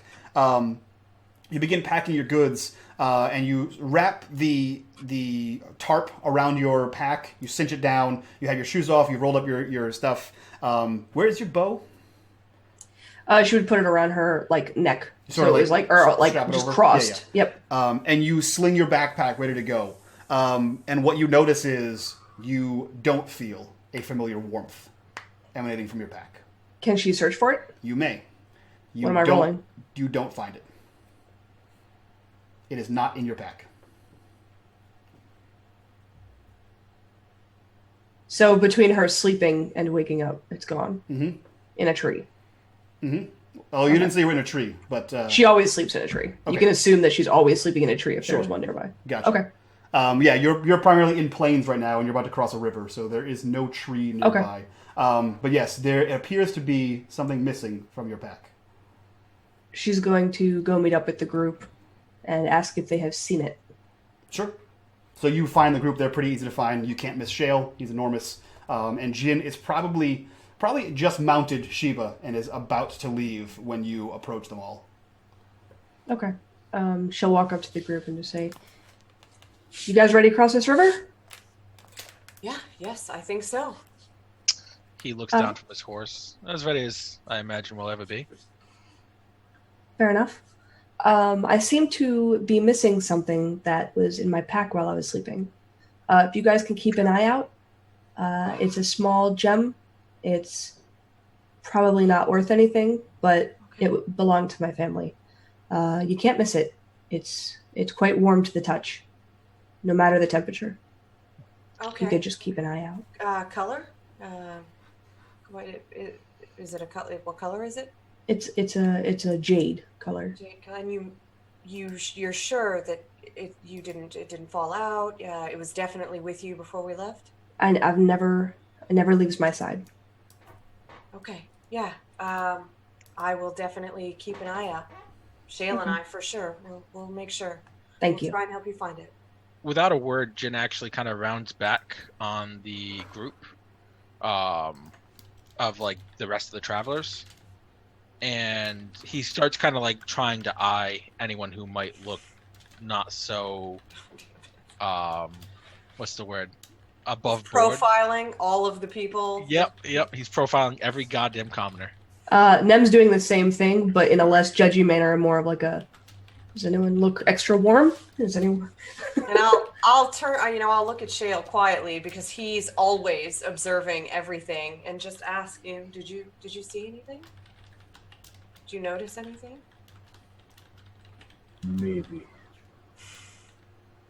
What did you see? It might be nothing. Yes, but it might be something. Back at the camp, I overheard people talking about a thing. A thing. It glowed. Someone actually talked about something they saw glowing? Who? I don't know. You don't know who said anything? You didn't see them? You see everything. I was distracted. Did you recognize the voice? No. So Jhin is finding the guy he gave the thaler to earlier. Okay. That was Telk? That was Telk. Telk. And whereabouts would he be right now as they're setting up? So he is a wagon driver, and he's one of the mule keepers. So he would be with his wagon. You know that he has a group of people that he sort of does this with. Basically, all of the wagon drivers kind of get together. Okay. So you would know to find them then. So I'll come up to them, and I'm on my horse, right? Like, there's no issue I can be on my horse, right? Oh yeah, no, you can totally be on your horse. You're in the plains. There's no. All right. I'll come up to him, and I have my I actually have my halberd kind of drawn, but like resting over my lap, and I'll look down at him. I'll be like, "Telk, was it? Yes, sir. Come over here." And I prance slightly off to the side. Just 1 second. And he finishes bridling his horse, or his mule, and then he proceeds over to you, and just sort of looks up to you, hands on his hips. He says, yes, my lord? That'll do. Fascinating creature you have there, that donkey. How do you like them? It's better than walking. Ain't that the truth? So, Telk, I have a question and a favor to ask of you. Okay.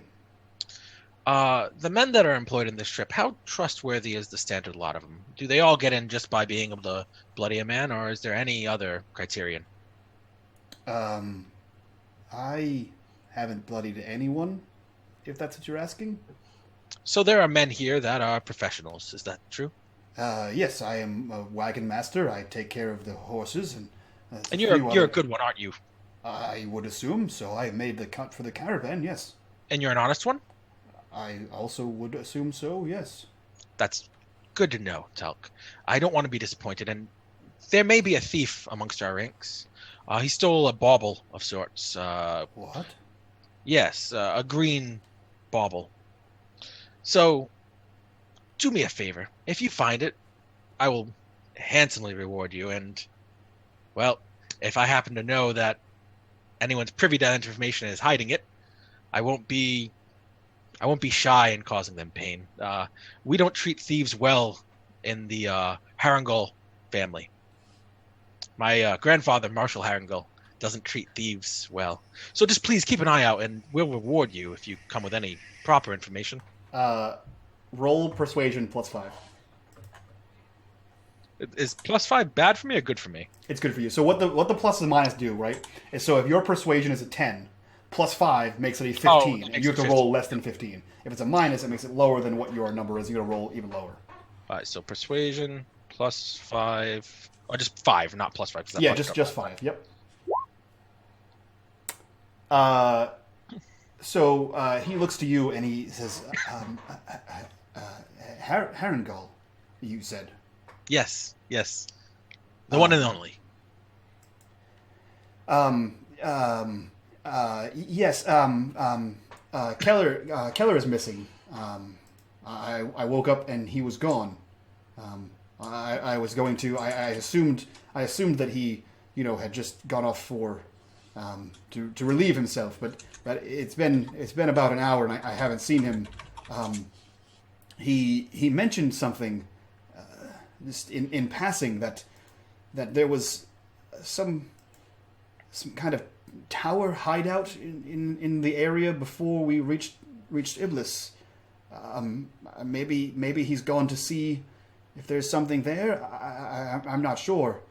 Keller, tower hideout, Iblis, correct? Those are the words I said. Thank you. And I throw another thaler. And I don't see if he caught it, and I turn and I make my way back to Nem and the group, and as I come upon them, I'm like, I may be the most, what's the word, wonderful detective in the world. Do you want to know why, lady? And he's gesturing to Nem. I can't take you seriously. I'm sorry. She's going to say, no, why? Keller, Iblis, and a tower, for some reason. Oh, correct, yes. The man we're looking for may be named Keller. Telk, the caravan sarai or master, said that he had talked about something and he's been missing. There's no one else missing amongst our ranks, and you have something missing. So missing must be missing. Do you follow? Yeah. Definitely. Shall we make our way to this tower? Is that on the way, Mike? Would we know where that is and know it's on the way? To where we're You going? wouldn't know where the tower is, but you would be able to find it. You can either track for the tower. We'll say that that Telk sort of gave Jhin, before he stormed off on his horse, a vague direction on which way to go. That he said, "Oh, the tower was in this way direction." So you guys have a head start getting there. So anyone can roll vigilant to track this man. All right. She'll say, well, tracking is what I do. I'd be glad to take a look. I appreciate you trying to help. Look at us meshing like this. You track, I intimidate, or find, I suppose. And I'm also down to bloody thieves. It's kind of what I do. I only bloody thieves. I dispense justice and things of justice sorts. So it is. Maybe I can look past your arrogance and you will be useful, friend. I'll be more than useful. Sure. So the roll is vigilant -3. Sorry. I'll do It's it okay. again. No, it's okay. You actually succeeded. So a -3 would put it at 5, and you rolled a Okay. 2. So that is a success.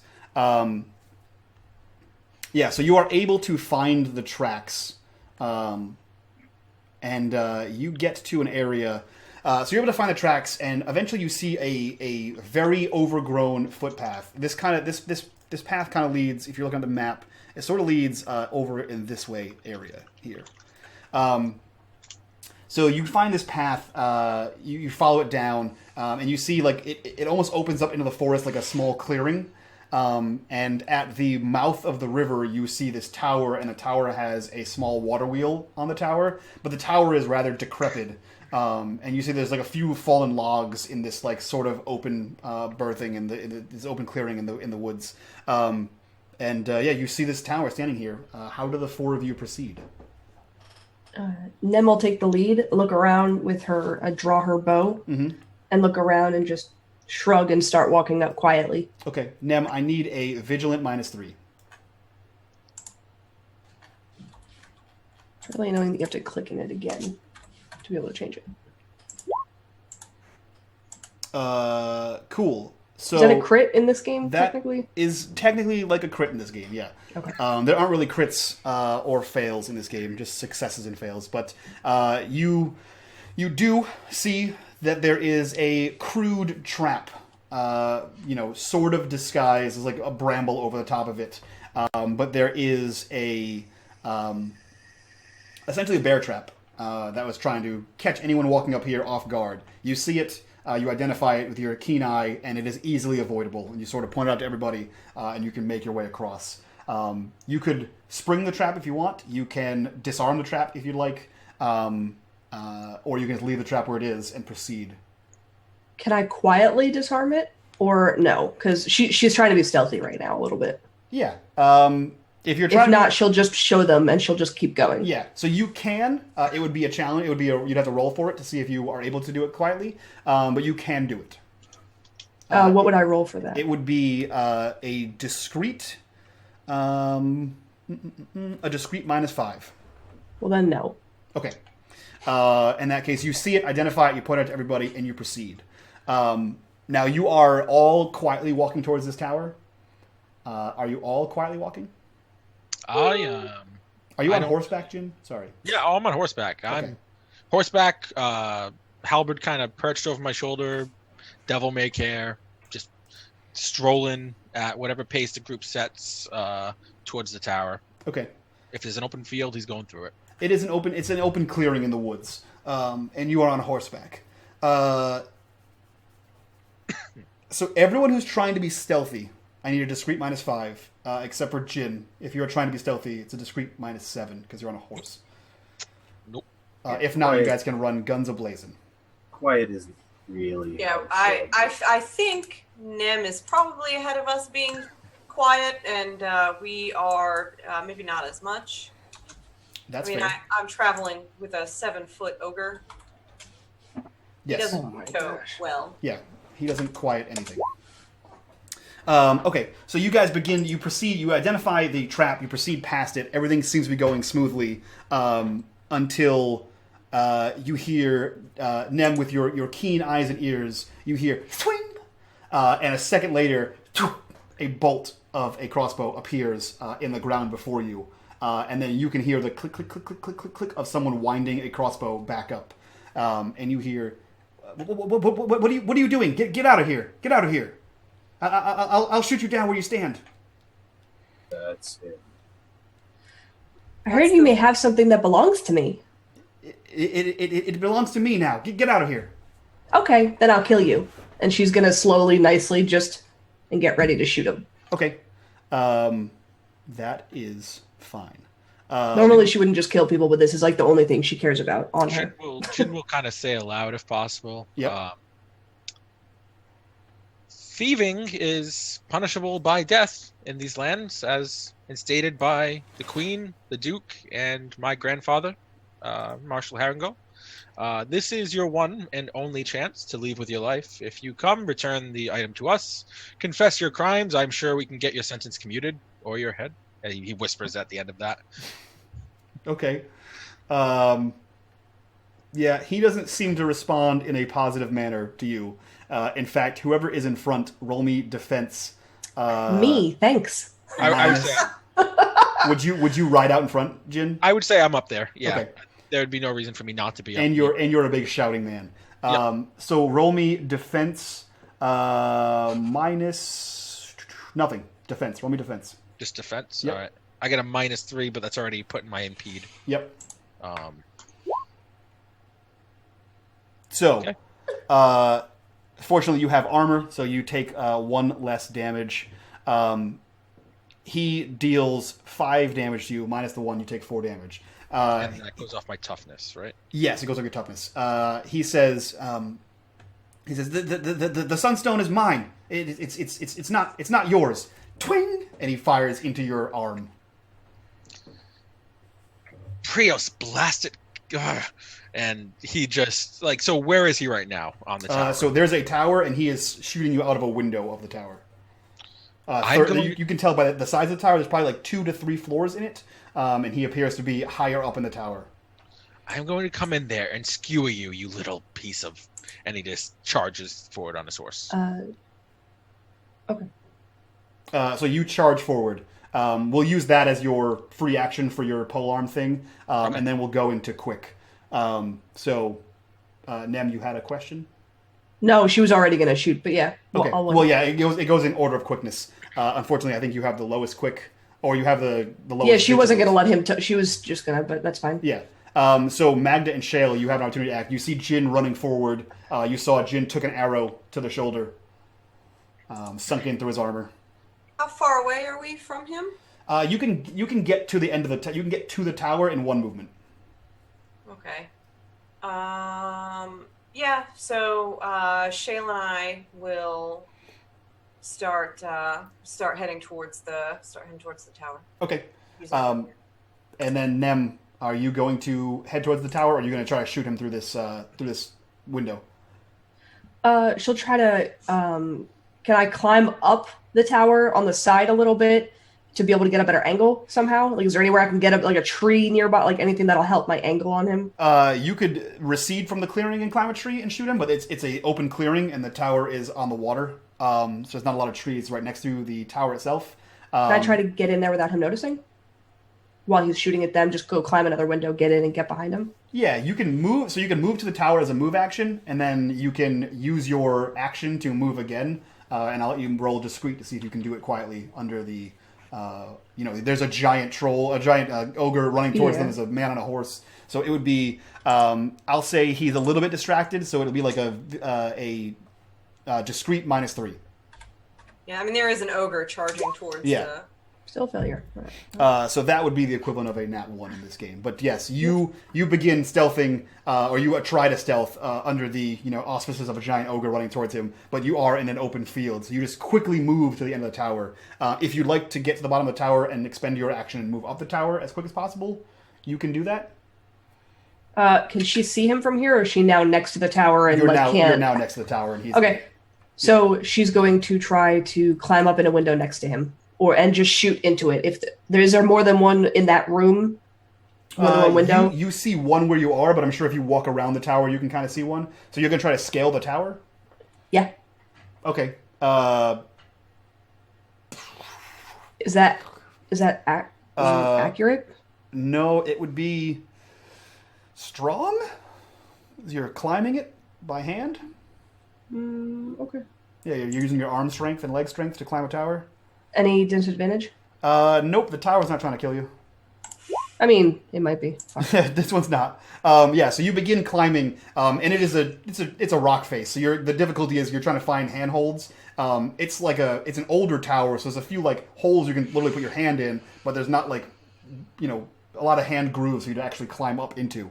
So you can get up a few feet, but it's difficult to find the next spot. So you kind of just eventually climb back down and see a door there for you to just climb into the door. We'll go back to the top of the order. Jhin, it is your turn. How far away from the tower am I now with my charge on my Everyone's horse? at the tower. You're all at the tower. Okay. And the horse certainly can't make it in there, so I will dismount. Yeah. And I'm not going to come barreling through the door just because I'm not that dumb. Mm-hmm. I will kick the door down, though. Okay. And wait a moment before I go in it. So how would I kick down the door? You can roll strong. I mean, it's an older door. Like this is like obviously this tower is in it's out of use. So the door isn't super strong. So you can just boot the door, and I'm not going to get a roll for it. There's not a chance of failure at this. And I'll sacrifice some of my movement speed to hold for a second to make sure nothing trips or goes boom or whatever. Okay. Yeah. So you boot the door in. It sort of swings away on its hinges. If there was a lock on it, it's one of those ones that just sort of clicks over the latch, and you sort of pop it off there, and it just sort of bangs against the inner wall and sort of slowly starts to creak backwards. You hear like a startled whoop, from into there, and you hear the of a crossbow being rewound. And as you kick the door open, you see that there is a series of mechanisms in front of the door. It looks almost like a windmill, like the grinder on a windmill. It looks like that, but it comes up from the bottom. And you can tell that this is connected through the ground to the water wheel outside. And it's slowly turning, you assume, because most of the paddles on the water wheel are broken. Because this is an old-ass fort, or an old-ass tower. But it's slowly just grinding in the center there.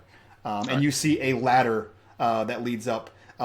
There's basically if you look up the tower, I assume you kind of step in and look up, there is a ring of floor, and then a secondary ring of floor, and then there is an actual floor where you can stand up in a sort of a crow's nest, and there's a series of ladders that sort of go all the way up there.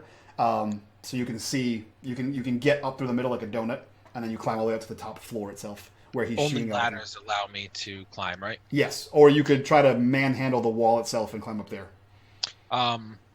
Does he have a clear beat on me? If I look up the ladder... If you look up the ladder, you see that there is an opening where the ladder goes up to, and you would assume that if he gets over the top of it, he would have a clearer line on you. So the entries aren't staggered. It's not like there's an entry here. And then no, it's so if you're looking at it, it's literally like a donut, and then a smaller donut, and then there is a trap door, and the ladder leads to the trap door. So there's only one actual door mechanism. So I'm going to try and stay out of the angle best I can. Sure. And I'm going to yell, "This is your last chance. We will murder you senselessly." And you hear through the open trapdoor, not if I kill you first. Word of our community's There's 4 of us, but spreads. good luck. And I think I've moved. I've dismounted. I kicked open a door. I think that's probably enough for my movement. Sure. Yeah. You can expend your action to move again if you'd like to. How much ground? And this is meta, obviously. How much ground could I cover to climb a ladder? To climb this ladder, you could get to the top of the ladder. But I'd be in the open. But you'd be in the room with him with no more actions. Yeah. You could get to the top of the ladder, but you'd just be there ready to get shot with a crossbow. Yeah, I'll do that. Okay. Then in that case, you begin hand over hand climbing this ladder. The other 3 of you, what are you doing? So Mahdga and Shale, You see him kick the door. Poof, the door swings open. You see the grinding mechanism. Mahdga, what do you do? Can I see him from where I am right now? Yeah, you guys are all at the base of the tower. You see him boot the door in, and he grabs the. No, rung. can I Oh, see? that guy, no, you cannot. I can't see him. No, he was shooting you out of a window, and now that you guys are like up against the tower, the only way to see him would be to step outside of the tower or go in and look up. Okay. So then, how high up is this window?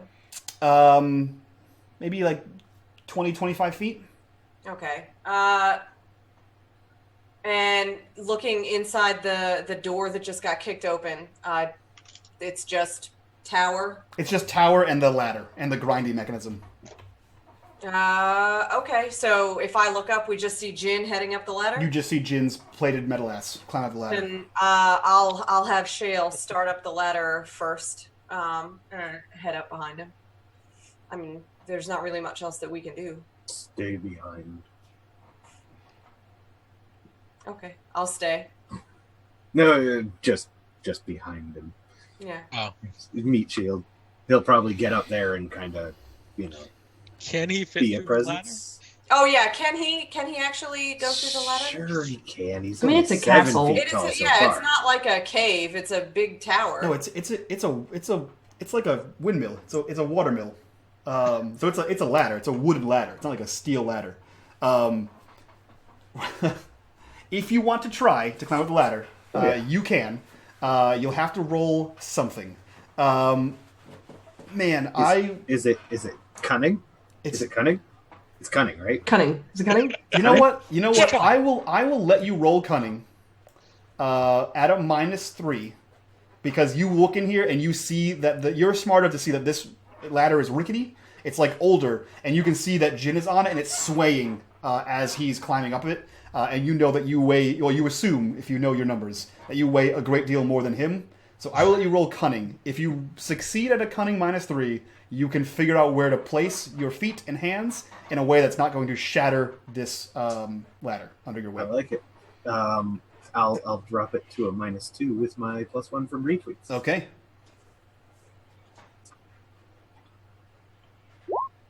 Oh shit. That didn't help you. None of those things helped you. No.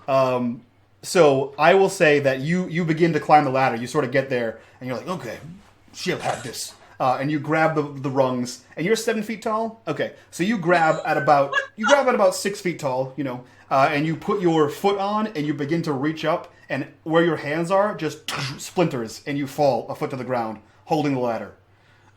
So there is a 6-foot break in the ladder, just under where Jhin is, climbing up there. Now, fortunately, because of your size and strength, you can pick your friends up and put them on the ladder, but it doesn't appear as though you are climbing that ladder. Yeah, I think new plan, and he'll grab Mahdga and lift her up to the ladder. Yeah, and he just like picks you up, and you begin to climb the ladder. Yeah. So is that your move action to climb the ladder? Yeah, I'm assuming that if Jhin gets to the top, I will be behind him at the top of the ladder. Then yes, that's my action. You'll be right behind him. Nem, you see this giant ogre shatter the ladder, and then just pick up your new friend Mahdga and put her on the ladder. What do you want to do? She still wants to try to climb the outside. She wants that element of surprise. Okay. She's going to. Can I ask him to pick me up to get me a boost for 6 or 7 feet Yeah. outside? Yes. He lifts her up, and then she'll be like, Shale, a hand or two. Yeah. And then she'll say, I'm assuming, go to pick her up. She'll say, no, I'm okay. And she'll just crawl up his back, stand on his shoulders, and start climbing. Okay. Perfect. Like a little monkey. Roll, what is it, strength -3? Strong. Strong Yeah. -3? Yep. I'm going to use my thing. Okay, so strong -2. Fuck me. So you climb up Shale, no problem, and you begin, again, trying to find handholds, and you find a few. Fortunately, Shale does what he's told and listens well, and you get a few handholds in, and you sort of, and you slide back, and you land on Shale's shoulder, who is still standing there, not really sure what the hell you're doing. So you don't fall to the ground, but you fall to Shale. You sort of slide down the thing, standing on top of Shale. Is there anything else you want to try? You can try to move again as your action. You can try to move a second time. I'm going to try again. Okay. It's a -3. Strong Can -3. Can I make the argument on this roll Mm-hmm. that he's got that 6 feet of ladder in his hand, Okay. and he could give her a few He can extra put the ladder feet on to his shoulders. make it easier. So you want to hold the ladder above your head. After the first one, Yeah. probably. Now that you understand what she's trying to do. That's Yeah. at least 12 feet right Okay. there. Yeah, because, well, he's 7 feet tall. He's got a few extra feet on his arms, plus a 6 foot of ladder. That's probably about 18 feet you're looking at. Right? That's gonna be terrifying. Yeah. It's like 16 I feet. just pictured It's- this wobbly ladder, and Fed she's by like, an ogre. It's 16 feet of rickety ladder. How are you with quick? very good. Okay, so roll That's me what I thought, because when I looked, I know that it's mostly balance and things like Yeah. that. That's why I specifically picked quick. Yeah, so it would be balanced, like going treetop to treetop or nimbly climbing something. However, this is it's like rock climbing, where it's not about how quick you are at doing things. It's about how It's much not. strength you have to hold on and pull yourself up. So it's not That's about not how I finesse. read it. That's not how I interpreted it from the book. But okay, Yeah, it's not fast. Quick isn't fast. It's like dexterous. right. You and, mostly wouldn't need to carry your weight. It would mostly just be right, but rock climbing you do need to carry your weight. That's where it's the Okay. difference. So yeah, you climb up this thing. So make me a quick +0 to climb up that ladder as Shale is holding it. Boom! You are up the ladder. You get to the top of the ladder. You can see, like, you can put your head above the window, and you see him. Like you're out of actions, but you see him has the crossbow, and he's waiting for the first person to come through the trapdoor. You can, as a free action, shout something if you'd like. no. She's just going to be quiet. Okay. I'm assuming he going up there knows he has a crossbow and Yeah. knows he's probably pointed at him. Yep. And she can't actually physically do anything, so she'll wait. Yeah. So, Jhin, do you open the hatch as you get to the top? Yeah, absolutely. So as you open the hatch, that's when you have a defense roll. So it's defense. What did I say? Minus something. I will find out exactly for you. -2, maybe. Defense -3. There you go. Can I use You're +1. my +1? Yep. Actually, I'll save that. Can I use that on my armor roll? I think that's what this is, more or less. Isn't it? It's defense. If so I yeah. get hit? Yeah. Sure. Yeah. Yeah. Okay. It's a +1 on a die roll. That works. Do that. So it's -3. You said. Yep. All right. So, and then I have a -3 already from my. Oh, I think it was 0 because I already had a -3 from Yes, my. that's what it was. Yeah, because you have a Alright, -3 so- because of your shitty armor or your Okay, massive so- amounts of armor, rather. All right. Perfecto. So enemy hits, dealing, and you negate 4 damage. So if you want Plus to spend 4. your +1, you negate all the damage. Yep. Okay. So so describe how you wrench open this hatch and take a bolt with no effect. So I'll climb up, and I kind of know obviously that he's probably waiting for me. He does have a crossbow. Mm-hmm. But the only way to take him down is to just bum rush him, is what I'm thinking. So Yep. I'll push open the hatch, and I'll try and come up as quick as possible, and I'll shield my face with the outside of my gauntlet Yep. from my armor. And I just imagine that it hits, but it embeds into the gauntlet in a manner that it doesn't actually pierce all the way through. Sure. It you might, kinda, like, I might angle it, feel and it sort of like angles down. Yeah, like I might feel like it might like scratch me, but that's like not enough to really damage me, so Yeah. to say. Yep. And then I'll pop up with the rest of my movement action onto the floor, and I'll just look at him and be like, "What are you gonna do now? Reload?" He looks to you and he says, yes. And he begins to grab a new bolt. But that was your movement action. You have an attack. All right. Now, with long weapons, I get an attack when it's only when I engage somebody with a melee weapon. Yes, that is and long. he has. Okay. Well, I guess it's anytime you engage someone in melee combat. I would assume. It says with a long sword, or sword. It says it specifies swords Okay. or weapons that aren't long already. Okay. I'm going to assume a crossbow is long. Yeah, it's at least something like that. Because he's probably at the back of the room, knowing that I was coming in. Yep. So just a normal attack. Yep. And Any it's disadvantage? nope. It's 0. 0. Okay. So this. Oh, critical miss. Perfect. So you go to lash out with your halberd, and he is like loading his crossbow, and he like backs away and just sort of kicks the shaft of your halberd, and it sort of swings wide. And at that moment, you see over his shoulder Nem's eyes and red hair poking up through the window. She's sitting in the windowsill. She would have just gotten all the way up, so she's not using her strength. Then you see her sitting on the windowsill. Shale, you are outside holding the ladder still. You no longer feel the weight of Nem on it. What do you want to do? Probably just wait for her to fall because he's seen her climb, and he doesn't want her to hit the ground from that height. Okay. So you prepare to catch? Yeah. Okay. You don't want to punch the tower or anything like that? No, ready catch action. Okay. Mahdga, you see Jhin climb up there. You hear ting on his armor. You hear him say something smartassy, and then you hear him probably cuss after his halberd gets kicked away from him. You are on the ladder. You can get up there in a movement action. What do you want to do? So I will get up there now. If I look at him, does he have like a pack on him or something that he would possibly have this little bauble on him? He has a small like satchel. Okay. So I'm going to reach into my pocket and I'm going to grab hold of a little. I've got all these materials and I've got a little pupa. Gross. And I'm going to grab a hold of this and I'm gonna just start whisper chanting. And I'm gonna attempt to maltransform him. You're gonna maltransform him? Mm-hmm. Okay.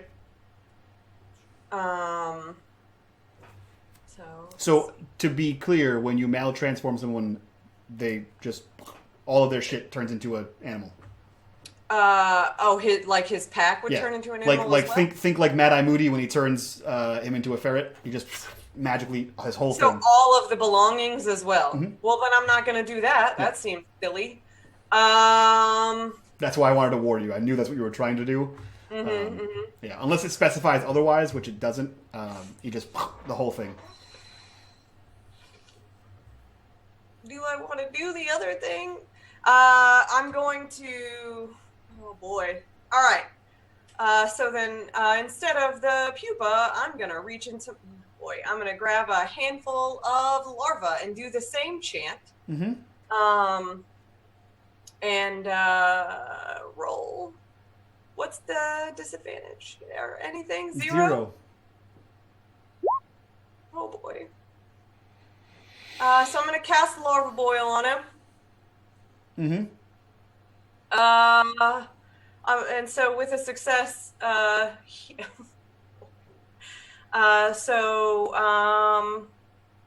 I have to describe this or do you want to? Oh, I'll do it for you.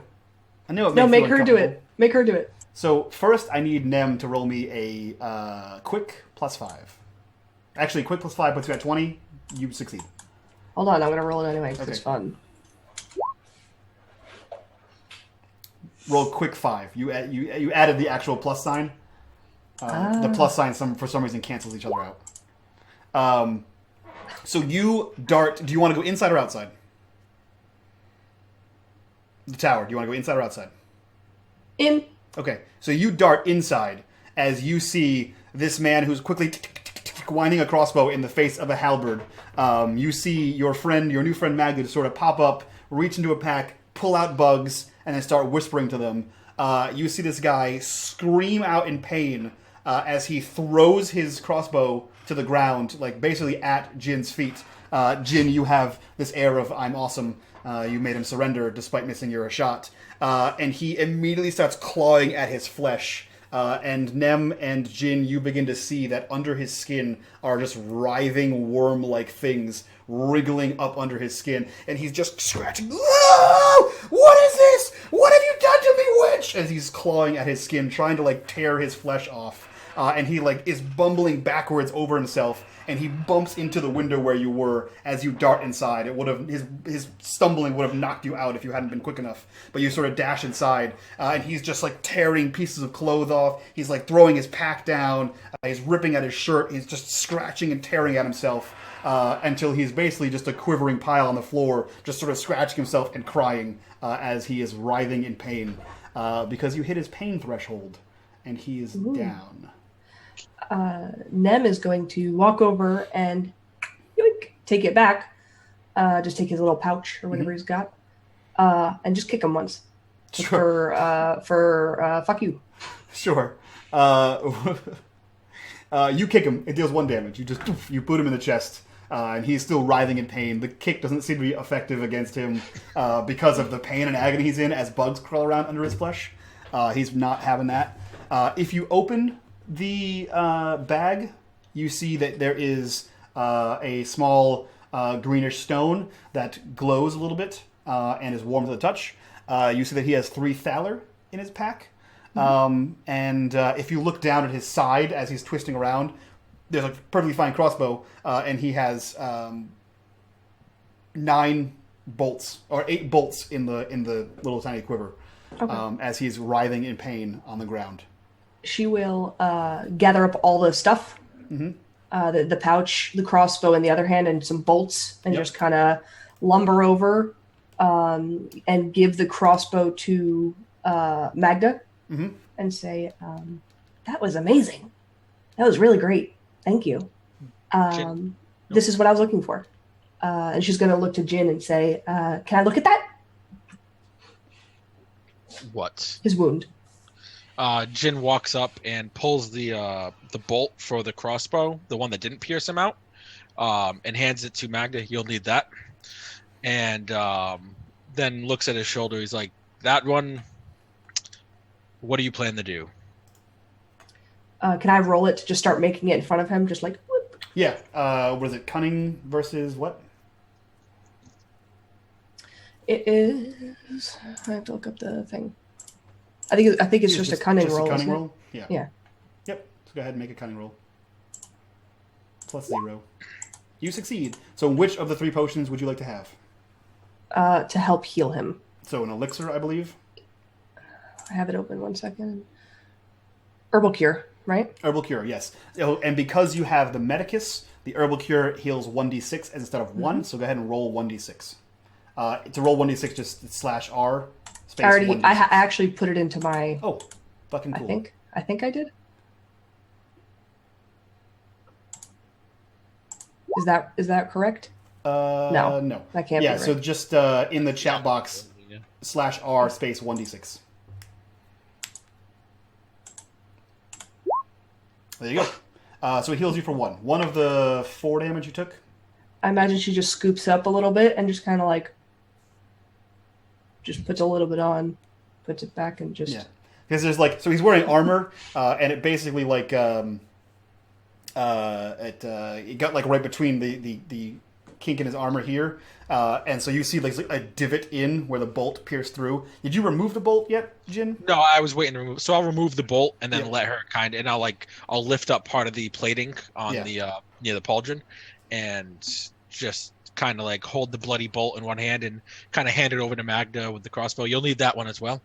So you kind of get some of the elixir, the herbal cure on your finger. You clear away some of the blood, and you can see that like it sort of seeps into the wound, and it works kind of like an antiseptic where it's going to clean out keep it clean so it doesn't rot on him. And you heal 1 hit point from that. Shale, you're to her. Oh, go ahead. Oh, and I'll be like, I suppose we're even. I found the man, and you healed me. Fair? Yes, I appreciate it. Thank you for your help, guys.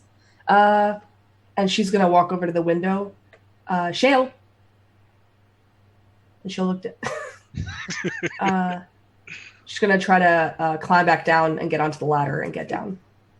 The ladder inside. Safer. That's not as much fun. And she'll just kind of pout and walk over and climb down and then jump. I think Shale will meet everyone inside. But he's heard those screams that he heard from above before. He knows exactly what went down. we were successful. She's going to divvy out the thalers as we all get down, and she's just going to give 1 to each of the other 3 people. Okay. She doesn't really have a use for money. Jhin will kind of put his hand out. He's like, no, thank you. Okay. And what he will do though is, I have traveling supplies, right? Hunter? Yeah. If you go to the last page of your character sheet, you see what you have. Yeah. So do I have rope? Would that be something that I'd reasonably have? Yeah. I don't see why not.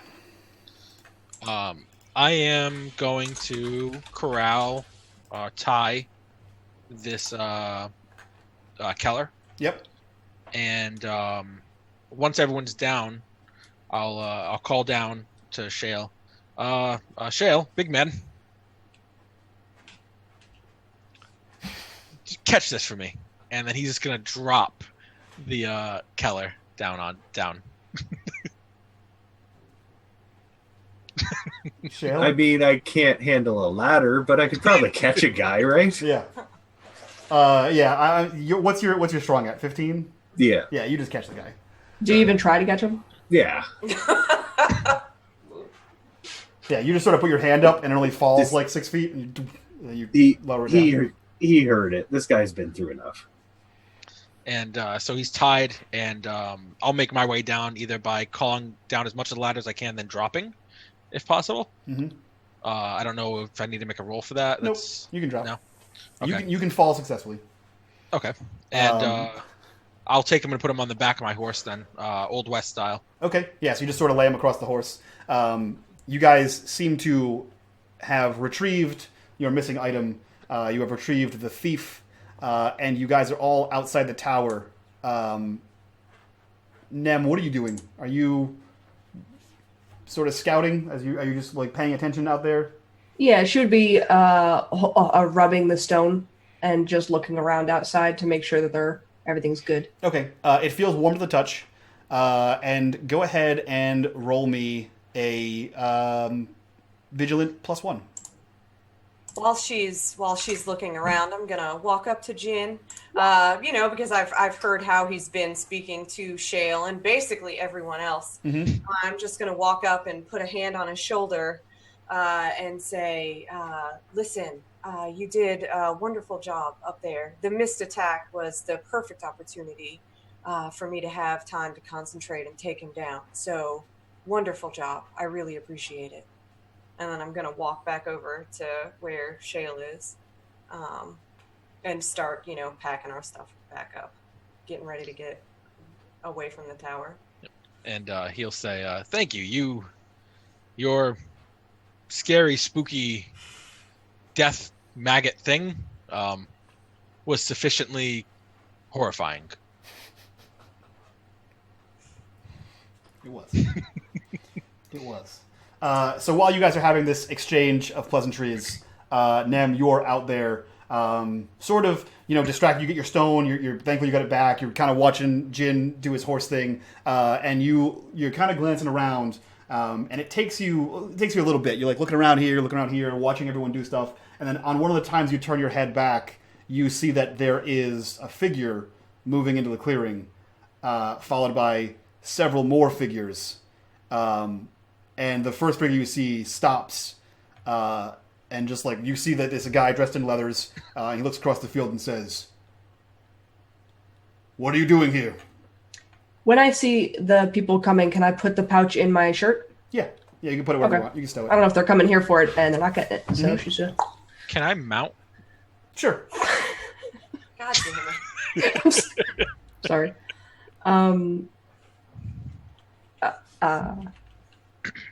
We saw a tower, and we absolutely couldn't walk by and not come take a look. Roll persuasion. Persuasion This is- -1. I know I'm gonna fail. It's fine, guys. It's fine. Everything's fine. He looks to you and he says, "Are you here with Keller?" Absolutely not. He is here, but we're not with him.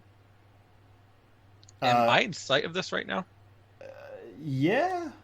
Because, to be fair, I do have a tied up man on the back of my horse. Looks strangely like Keller. It's cunning. I'm Minus. not trying to conceal it. Well, so you're trying to figure out if he's lying, right? Is that what you're trying to do? Yeah. Yeah, so it'd be cunning. It's your intelligence versus his ability to lie. So it's cunning -3. Oh, that's not going to go well, boys and girls. Lying about what? He wants to see why this guy's here. Like, Oh, okay. so he's trying to conceal something. Not terrible. It's a I failure. didn't do it. It is a but- failure. You see, so you get the feeling like, you know, he knows who Keller is. He is actively seeking him, as far as you can tell. But everything he said sounds sincere enough. Especially when you motion towards Did you motion towards Keller's body? Okay. Yeah, I'll be like, yes, we've captured the fugitive. He looks to you and says, "You've captured him."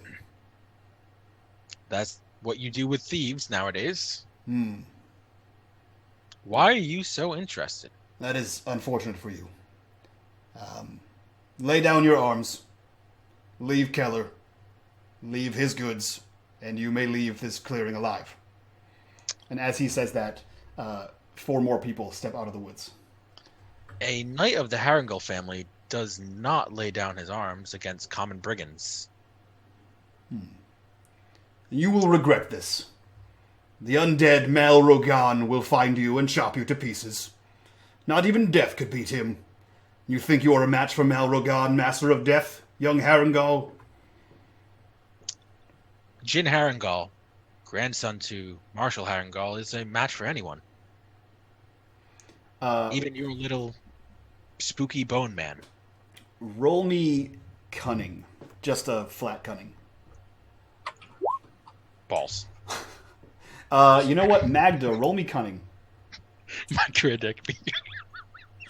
Can You cannot, because you're a barbarian. Mahdga, you...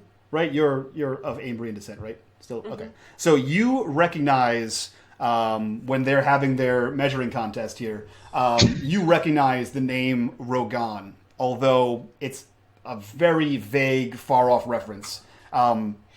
You recall your father regaling you with tales of members of the Queen's Guard, and there was a man named Rogan who died in the Queen's Guard, but you're sure this can't be the same person, because he died.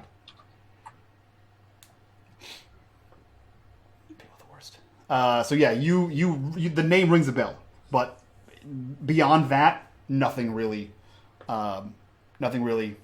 sits well with you. So you guys are staring down. It looks like there are 5 leather-clad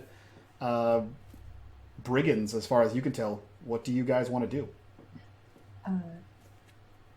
You're muted. It looks like you had a good idea, though. I had the only idea I have. You know what I want to do. You want to charge these guys? Nem is going to say, shall we use the castle as our defense, our choke point, to have them, to funnel them? Like, go back in and wait for them to charge one at a time. You can't go in more than one. That's her idea. He looks down as he kind of lowers his halberd in a lance, like a crouch position. Mm-hmm. And he looks to Shale, and he's like, can that one even fight in small corridors? Yeah, Shale can't go into the building. You have to, he We were just in the building, I thought. Shale can get in the building, but Yeah. he Not takes up upstairs. He takes up a lot of it. Not upstairs, just the front, like, funnel them. Mm-hmm. It's just an idea, guys. Kyle the person has no idea with no issue with that idea. Jhin wants to face them as God, as Prius intended. Mm-hmm. Okay. As the one true God intended. Does he say that? Yeah, I'll be like, I plan to face these brigands as Prius intends. Mono 5. Damn it. Nem will be look to Mahdga. Then it's settled, right? And I get a real uneasy feeling about this the dude standing in front of us, based on what The dude standing in front of you looks like a normal-ass dude. But he's referring to someone who is the Master of Death. That sounds not good. Yeah, if you guys want to head back to the tower, I'll follow where you guys want to go. He doesn't want to, so we have to stay together. So. So Jhin is Jhin. I'm assuming Jhin's staying in front of us, getting ready to charge in there. Yeah, Sheba is like braying, getting I guess excited, because she can kind of feel the excitement from me. Mm-hmm. So I'll just say we'll leave your man, and be out of your way. You can have your man, and we don't have to have any bloodshed here. You're welcome to him. And his goods. Yes, 3 His Shale. goods were 3 Thalor. He had Thalors, sorry. Thalor, and you are welcome to that as well. And the Firestone. There was no Firestone. Well then, we'll pluck it from your corpse. All right, so do we have to roll initiative here? Because Nope, initiative is quick. It's always quick. It's already a predetermined score. Jhin will look down at Nem before he charges and like, are their lives worth that trinket? My family gave it to me. I will Fine. not see them for many months. That he'll charge at that. Okay. She'll ready her bow. Who has a 11 quick? Jhin? Hi. All right, what's your vigilant? My vigilant is 8. Okay. So, you go second. So, man, I wish that's one negative I have for this game so far is that their monster. Initiative is... No, their monster stats. It just tells you like the monster has this ability and this ability, but like now I got to scroll back and find out what the ability does, which is a pain in the ass.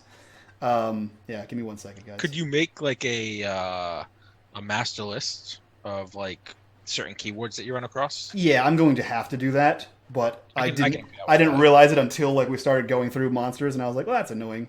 Yeah, that's shitty. Cool.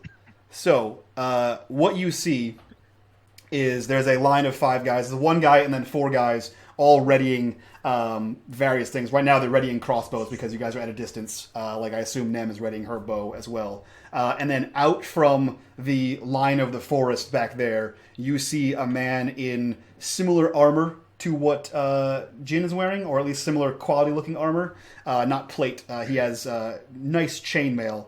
And you see this man sort of walking, like, and his whole body sort of shifts when he moves. The first thing you notice is that his right arm is severed just above the elbow joint. And out of it leaks this disgusting necrotic green and black pus. And you see where there is exposed skin, and up his neck are these thick black veins that touch to his eyes. And he walks forward towards you, sloping the entire time. And as he stops, he just sort of looks at everyone and says, "This is your last chance.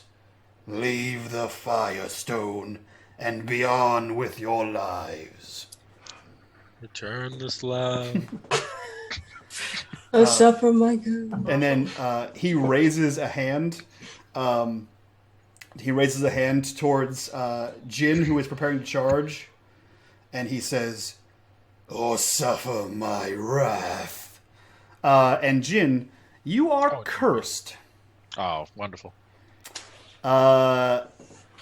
You have a second chance to fail all successful tests, meaning you roll twice and they both have to succeed, or you fail. And he lowers his hand and waits for your charge. Who goes first? Jhin goes first. You got this, buddy. She's pep talking him in there. He's on a horse. He's good. Mm-hmm. Do I recognize what just happened to him? You recognize it as magic for sure. Okay.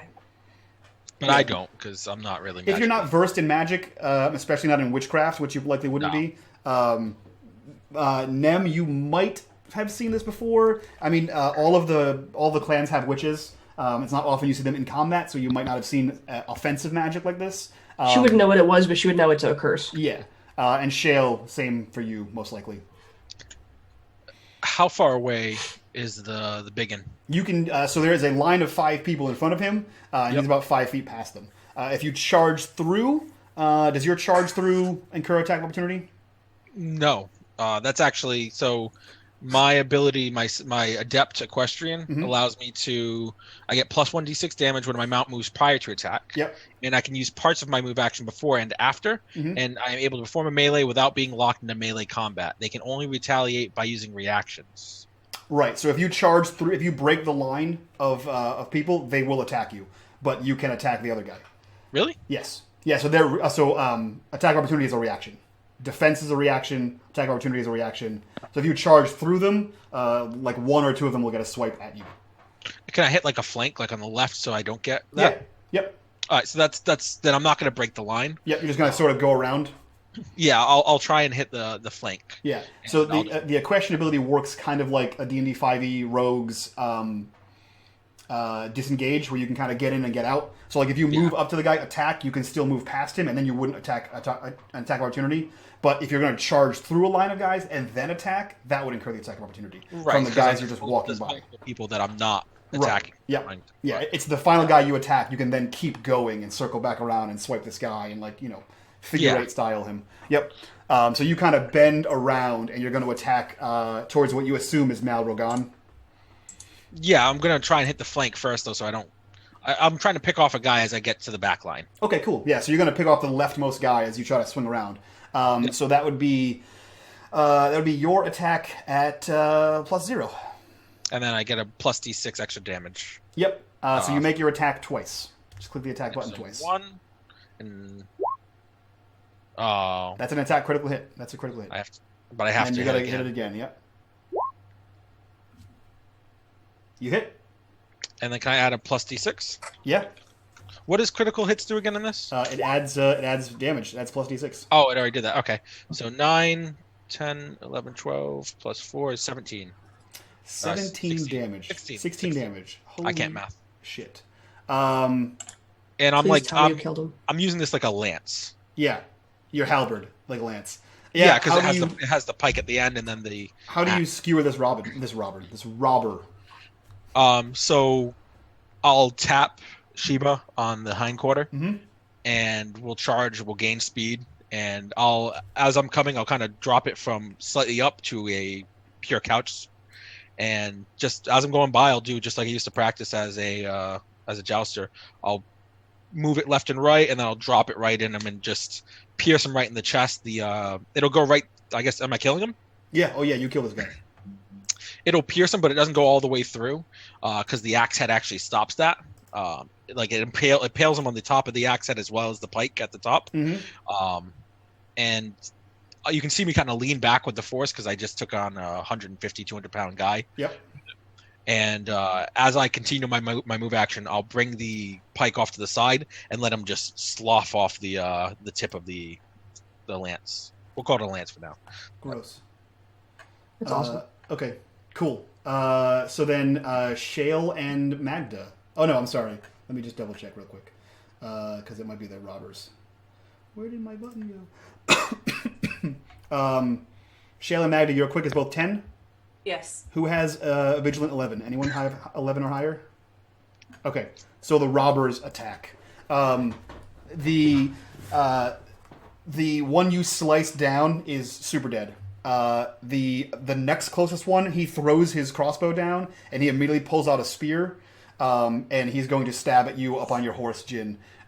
So that is going to be a defense -3. Is he still in range with me? Because he has to use a move action to catch up. It says He does. He uses his move action to get up to you and stab you with the.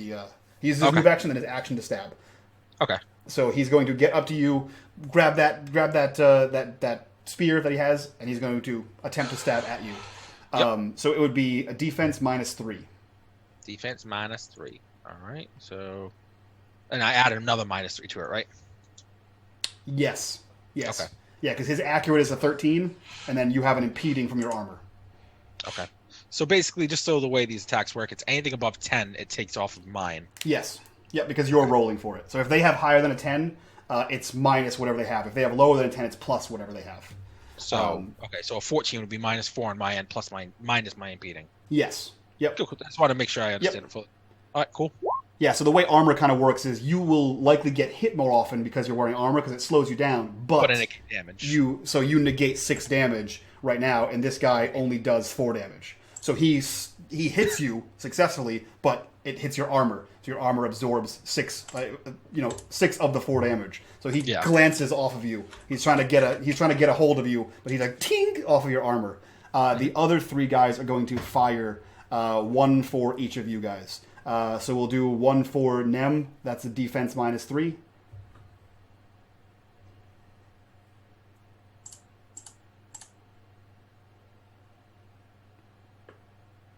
Sorry, I'm trying to figure out where my defense is. I don't remember. It's on the character page, the first one, and then the shield near the bottom, defense. Ah, thank you. Mm-hmm. My bad. No, you good. Suck it! Wow. So he fires, and you just deftly get out of the way. You see it coming. You time it right. We'll go with Mahdga, defense -3. I'd like to potentially make a resolute check to take a bodyguard there. Sure. Make your resolute. What's happening? Casting all kinds of spells over there. I didn't mean to do that. What is your resolute versus?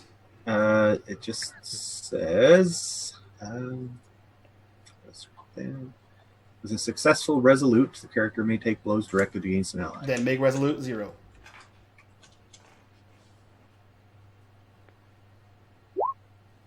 Success. Right. And I can't defend against this. So but you just take that one? I take it with damage negation. Okay, so roll your armor. Roll your armor. You don't have armor. You just have your resolute because you're a big boy. I'm a bust. So you take 2. You take 2 damage as you step in front. You see Mahdga see the arrow come. You sort of step in front of her, and the arrow sinks into your big apish arm. And then a second one right behind it. So this one you can roll defense on. So defense -3.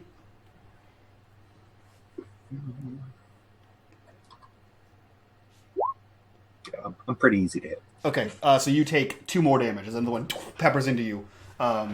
Not super effective, but you're getting hit with these things. I don't feel great about that. I'm going to be honest. That makes me feel really bad. That he's stepping in front of bullets for you? Yep. Well, it's your turn and his turn. What do you guys want to do? So I am going to have him. I'm going to yell at him, Shale, to head in towards what the main guy is. What did we know his name? The main guy. You assume the guy that was talking to you, or the big undead guy that was. The guy who's talking to us. Okay, he's just a regular robber. He looks like the rest of the guys. Yeah. I'm going to send him into the main guy, and I'm going to attempt to maltransform one of the other ones. Okay, cool. So let me see. Let me get your maltransform roll. Okay. It's a roll, right? So it's a roll. Yeah, it's a successful roll against resolute. I turn anybody into a harmless beast or reptile, and you stay that way until I break concentration. Okay, so resolute +5. Okay. Is your resolute a 15? Yes. You succeed. What's the harmless beast? I'm gonna turn him into like a raccoon. Okay, so you grab your little maggot or whatever. What is it? A pupa? You grab your pupa out there and you hold it forward, and you hear, and it just sort of pops, and you see it, and it's now a raccoon, which sort of circles around its friends, and then it sort of runs off to the side. It still has all of his attributes. Yep. He just can't do anything. Yeah, he just is a raccoon. So you successfully pop one of them into a raccoon, and then you send Shale after another one. Shale, what do you do? Yeah, I mean, he's pretty well done his job. He's got a couple of pinpricks to spur him on. Yep. So I think the monster in him comes out a little bit, and he roars as he charges. Apish fists in the air. Sure. Gets up to one of these guys that's still standing, probably central in the line, so we can still be in the range of or line of fire. Yep. And starts throwing fisticuffs. Sure. It would be -0. Well, that's even better. With some robustness. Okay, so you sort of you lumber over there, and these guys have no shield. In fact, he's holding a crossbow, and you just sort of over his extended arms, and you destroy the crossbow, and you kind of send him reeling backwards. Not enough to kill him, but he felt that for sure. And if he gets away, he's going to feel it in the morning.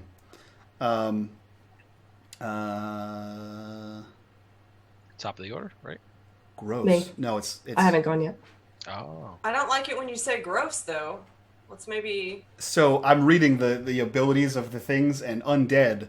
The walking corpse does not heal naturally and is not affected by alchemical healing elixirs, but must instead eat raw meat, living or recently killed, or drink blood to heal. Each point of toughness the creature consumes heals it. So it just eats you. That's gross. So you're Nem, what are you doing?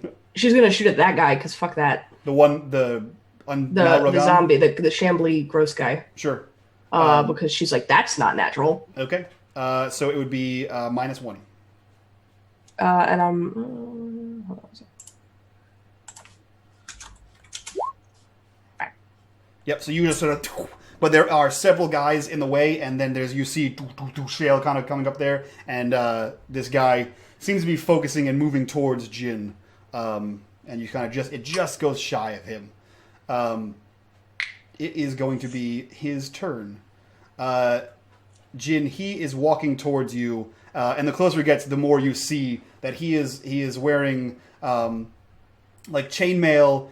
You see that around his neck is a chain that contains a petrified and putrefied hand that's basically like mid-wrist down, like mid-forearm down, stuck to this chain.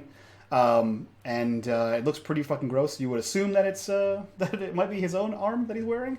And the deep black veins just sort of scatter up his face and like out of his falling hairline as he walks towards you. And his head just sort of bobbing back and forth and says, "You had your chance." And he is going to reach out and strike at you. Do you get a bonus when the melee guys come into range of you? I get a free attack. Okay, so make your free attack. This? I have to do it twice still, yeah? Yep, and it's -1. Oh, okay. Can we just make that one a 6, a 3rd? Well, that one still works, right? Even with Yeah, that one still hits. Yep. Okay. And then make the second one hit. -1. Both hits. So you deal... I don't, I'd say the first one, because that's technically... Yeah, because you're supposed to roll... You roll damage as much separately. as I want, 11 damage. Yep. Yeah, because it combines the damage roll in these things, whereas normally you just roll 2d20 and see if it works and then roll damage. God, I want that 11 damage. So you deal 2 damage to this guy, and it doesn't seem to affect him at all. You sort of swing towards him, and it doesn't really... He takes it with your halberd. Is the body still on your halberd, or have you shook that body off? I shook it off near the end of the movement. And I know, I did actually say that too. Okay, so you shake the body, you strike out at him, and it just sort of like scrapes against his chainmail, and he is going to come at you with a... Defense minus. Yeah, defense minus... Where is... Ooh, shit. Defense -7. Jesus H. Fucking... What? God damn. Well. All right. Oh! Not today, Dick. Wow. Yeah. Wow. On a minimum of a 1, you rolled a 1. That Not is this D. literally the only number you could roll. Prius is with me. Prius guides you today, man, and he swings out, and you see him like sort of just like again lumber towards you, and then you see him like with like quicker than you would expect. He dashes quickly to the right, and then just rakes up this massive spiked club right towards you, and the club just sort of like it just you are just able to slide on your horse, and it just whips right by you. Yeah, because she was disgusted by this decrepit, rotting smell that just walked up to her, and he rears up and hits you with this club, and she rears, and you sort of slide in the saddle, and it just like misses you as it swings by you, and it is your turn. Am I engaged? You would be in melee at this point, but you can... Because I know the other guy had a spear, so we're not in engaged range with each other. The other guy had a spear at you, and this guy has a club at you. So I'm probably just engaged with this big old dude. Yeah, you're engaged. You're not flanked by either of them. You're definitely engaged with one, or if not both of them. Like the spear is not. It's not. The spear is a long weapon, so yeah, he would be a little bit away from you. So that I could normally, but with this guy right on my dick, yeah, I can't. Yep. Shit. And there's no way to move and attack because I'll take a free attack, right? Yes, from at least one of them. So I gotta man fight this guy right now. Yep. Shit. Alright, well, okay, Sarah. I'm gonna attack. I have to hit twice. Minus, what was it? -1? Who are you attacking? I'm gonna attack the big old dude. -1. Alright. So the first one hits, but Yep. the second one... Oh, no, I didn't mean to add anything. -1, please. Fuck. So yeah, you sort of like reach out with this thing. You know what? Actually, never mind. I forgot to roll Resolute last turn, which is my fault. So he broke concentration on his spell. So we'll say the first one hits. Oh, okay. Yep. Cool. That's what happens when I don't pay attention to the rules. So it's something he has to keep up. Yeah, every turn. So a lot of the spell casting, you keep up every turn, and you just have to roll a successful test to continue it, to continue the curse. And I forgot to, so you win. Prios is with you. So you slash out, and again, you sort of like, and you get him in like his guts, and you see the chainmail like sort of like splinter as you hit this. But he just takes this hit, and you see that a lot of it is absorbed by his chainmail. And he does take a bit of damage though. Yeah, I was like aiming for the chest and that chain. Yep. Trying to break the chain off. Trying to break the severed arm. Okay. Yep. I dig it. That is your turn. It is the robber's turn. The one robber that you bashed his hands, Shale, he's going to pull out. He's going to like step back from you a little bit and pull out his spear and try to spear at you. That's going to be a defense -3.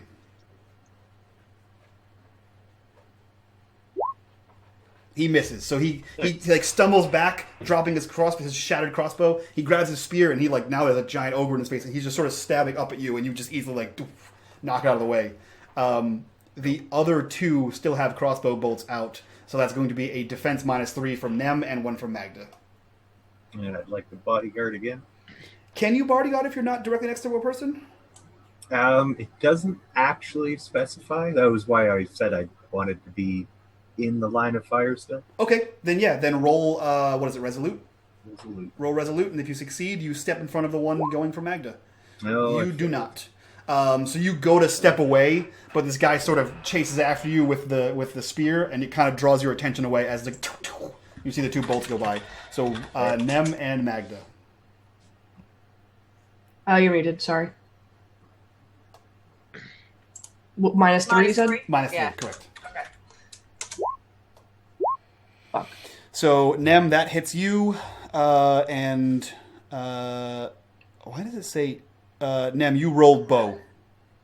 Oh, I sure did. Yep. I'm a pro, guys. Cool. So again, you definitely maneuver out of the way. Mahdga, you have armor? I have light armor. Okay, cool. Near- So near- so you are trying to, like, now that your bodyguard's gone, you see him miss the arrow shot, and you kind of see what Nem's doing, and you try to, imitate that, but this arrow clips you. Fortunately, it gets most of your armor, but you do take 3 points of damage. Okay. And then Shale and Mahdga, it is your turn. Okay. I think I'm real simple. This guy made me miss my my block, and Yep. I'm angry at him. Sure. Word you want about to the punch him? community's Yeah, acclaim so much punching. spreads. I'm into it. Punch him up. -3, No, to punch him, -0. even better. Oh wait, attribute 0. Attack hits. Wait, you added a plus sign. Yeah, I actually took everything out, and I messed that up. Oh yeah, that's so right. it actually so has to actually be put 0. 0. Yeah. Fair. Success. And you deal 6 damage to this guy. He. Oh shit! You deal. Okay, how do you smash this guy to pieces?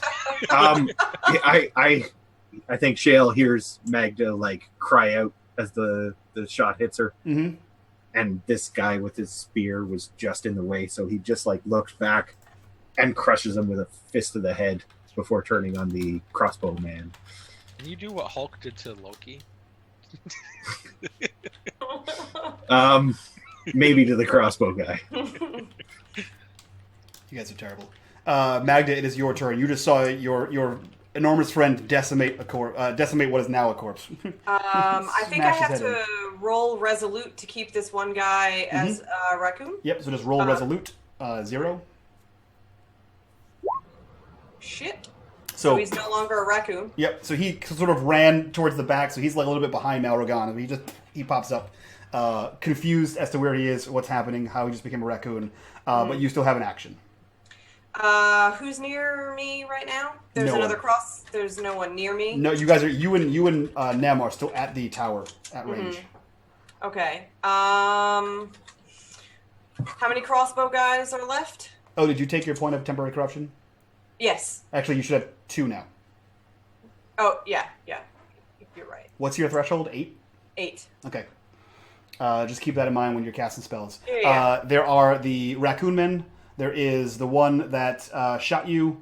There is another one over there. So there's 1, 2, 3, 4. There's 4 robbers left. All right, so Shale is heading after the one that just shot me. Mm-hmm. So the one that is beside him, I'm going to cast Larva Boil on him.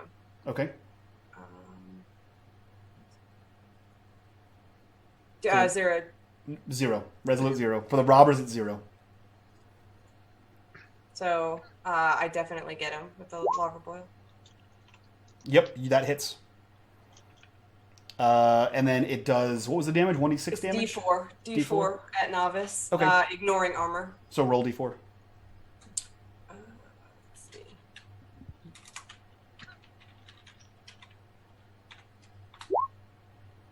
Four damage. So you grab your pocket full of maggots. You do whatever you do with those things. And again, is it the same guy that you turn into a raccoon, or is it a different guy? Yeah, we'll fuck with the same. Guy. With the raccoon guy. So this guy pops out of raccoon form, confused. Looks down. He's like reaching for his stuff. He has his crossbow. He realizes this little combat. He turns back, and as he turns back, your spell finishes. And he begins to move back towards the battle, and he just screams out, "Ooh, what is this? What is this?" And he begins again scratching at his body. He has the wherewithal to hook his crossbow back down, but he's scratching at himself as he's trying to figure this out. That's going to be his turn. It's going to be your turn. They do eat their way out, by the way. Yeah. Mm-hmm. Okay. Eventually they do. Nem, it is your turn. She loves nature and everything furry, but she's pretty grossed out. She's like, remind me not to make you angry. As she fires off another bow at the Shambler. Okay, at the zombie face. Sure. It is a -1.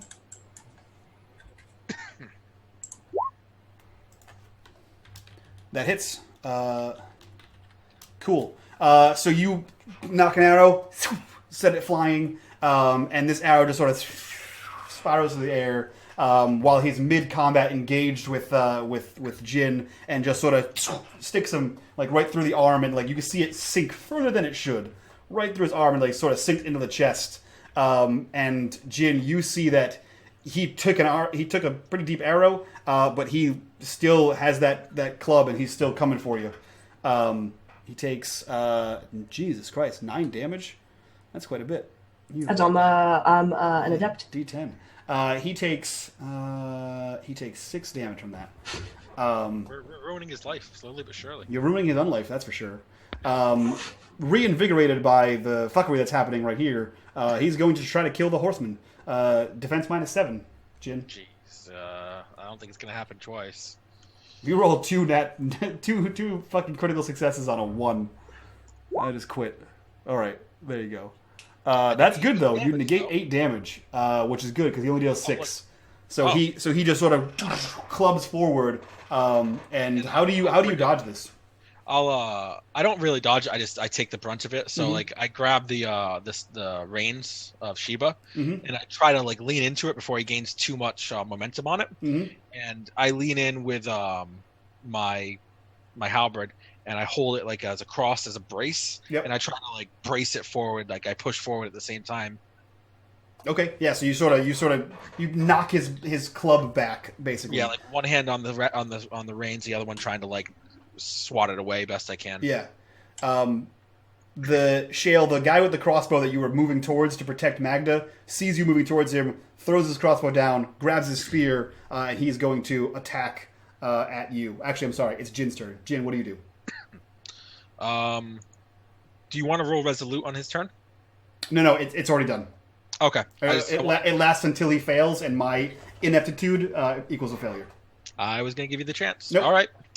I'm gonna thwack him back. So right, as I knock away the club, Mhm. I'm gonna try and bring the head of the axe down on his head. Okay.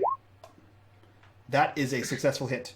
So you bring it down like on his head, and he sort of moves like his whole body like lolls to the side, and you cleave, and it sort of just like peels back some of the putrefied, decrepit skin on the side of his face as your blade like hits bone and just chips to the side, and you just see like the skin just sort of sloughs off, and you can see like into his rotting mouth, and his black tongue just sort of lolls around in the hole, and the skin just sort of like flaps off and just like on his neck and is falling down onto his chainmail.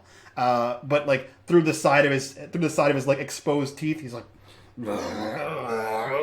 and he is lifting the spiked club to attack you again. You're an unnaturally tough one, aren't you? He says, "I have mastered death. You shall not take it from me." As he begins to ready his attack. I'll soon make you one with it.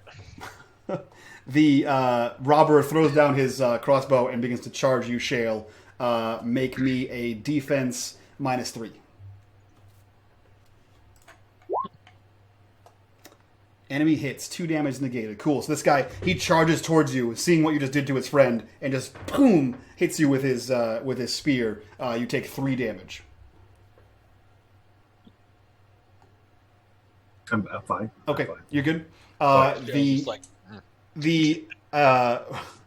The wretched guy with maggots swimming through his body, he comes to terms with his life decisions, and he gets his crossbow back ready, and this time he hones it right towards you, Mahdga.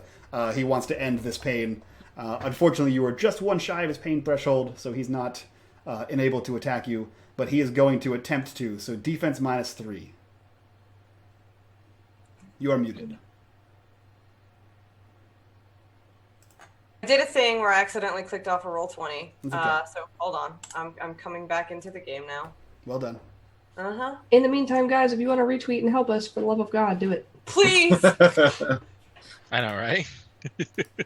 We're not. This is our first. We're rookies right now.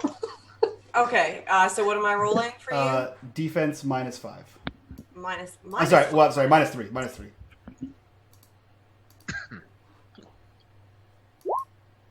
We're at 13 right now. Wow, good hit. So he fires a crossbow, and this time you are more able to just avoid the brunt of it. You take 1 point of damage. Okay. Gotcha. Yeah, if you guys feel generous and want to save them, you guys can hit the retweet, follow, subscribe, or you can donate in the donation section below, and we'll work something out. For now, you take 1 damage. Shale, you take a few damage. Nem, it is your turn, right? Yep. I believe it's No, it's your turn. It's Shale's and Sorry. Mahdga's turn. So Shale and Mahdga. Shale, you have a guy right up your face. Mahdga, you're still at range. Your maggot guy is still doing maggot things and shooting you. Yeah. I'm just gonna continue to. I'm gonna roll resolute and try to keep him in maggots. So roll resolute and then roll 1d4. Okay. Okay, he is still writhing in maggot pain, but he is still holding firm to his crossbow. You haven't got him down yet. Shale, there's a guy with a spear at you. He's kind of keeping you at range. What do you want to do? You want to close in on him? I think seeing that this other guy's still able to shoot, Shale would probably try to position himself engaged with this spearman, but like as close to between the crossbowman and Mahdga as he can. Okay, so you could try to like dodge in front of the next attack. Yeah, sure. But at the same time, punching spear face. Okay. So roll me +0, plus or -0. Okay, so you sort of position yourself and you use your long arms to your advantage, but this guy has a spear out and he's sort of like managing you with a spear, and you sort of swat out at him, and what you do is you hit the spear, and that sort of throws his arm wide, and that's where the pain comes from, is that throwing his arm wide. He takes 2 points of damage from you. Yeah.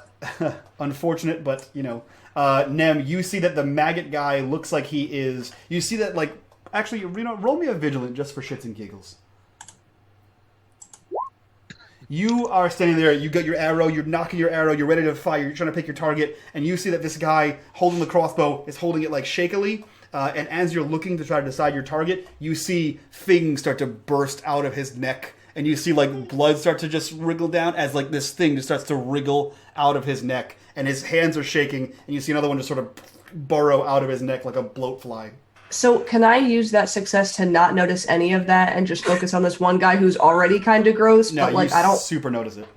Fuck me. All right. Well, I'm gonna have a quick little, and then her hands are. She'll just steady herself, calm down a little bit.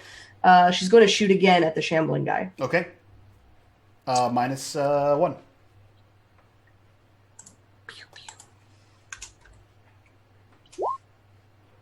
Yep, goes too wide. That image is in your mind, and you're trying to like focus on the other guy, and you sort of knock your bow and you draw back, but now you see these wriggling things come out of the other guy, and you're like, and you fire, and it sort of just goes a little bit wide.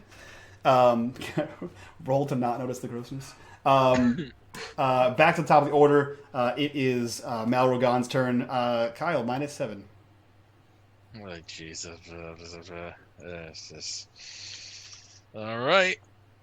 Shazam! He swings at you and connects, but you block it. You block all the damage. It's the benefit of wearing heavy armor. You take every hit, but you block most of it. So again, he's frustrated and sort of like swings at you.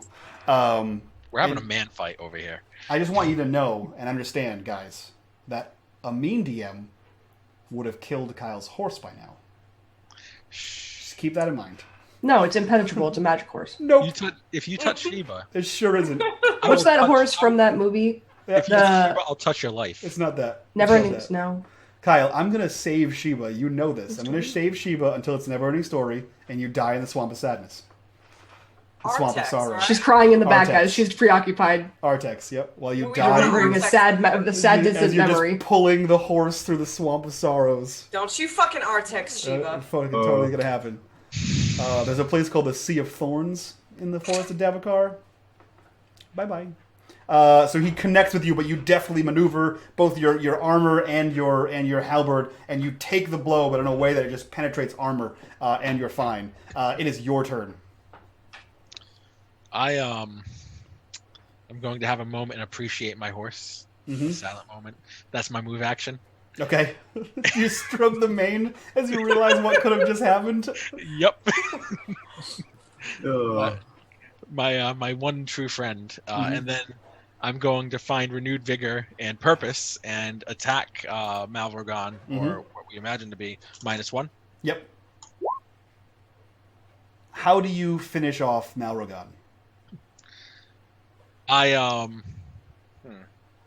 So I'll take the halberd and I'll bring it up after like deflecting his blow, and I'll kind of do like a little flourish, like a twirl to kind of gain some momentum, and I'll take the head of the axe and I'll just try and lop his head off. Okay, you do. You sort of and you cut his head off, and like as it like lolls back and forth, you actually hear the severed head. Death is only a beginning.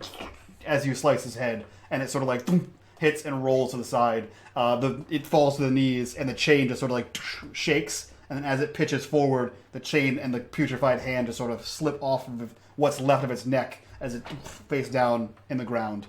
And can I make a free talk action or like? Yeah. This is your chance to stand down before we slaughter you.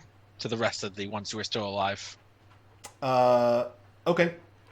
You see the maggoty crossbowman, who is currently having these disgusting larvae burrow out of his skin and neck and face.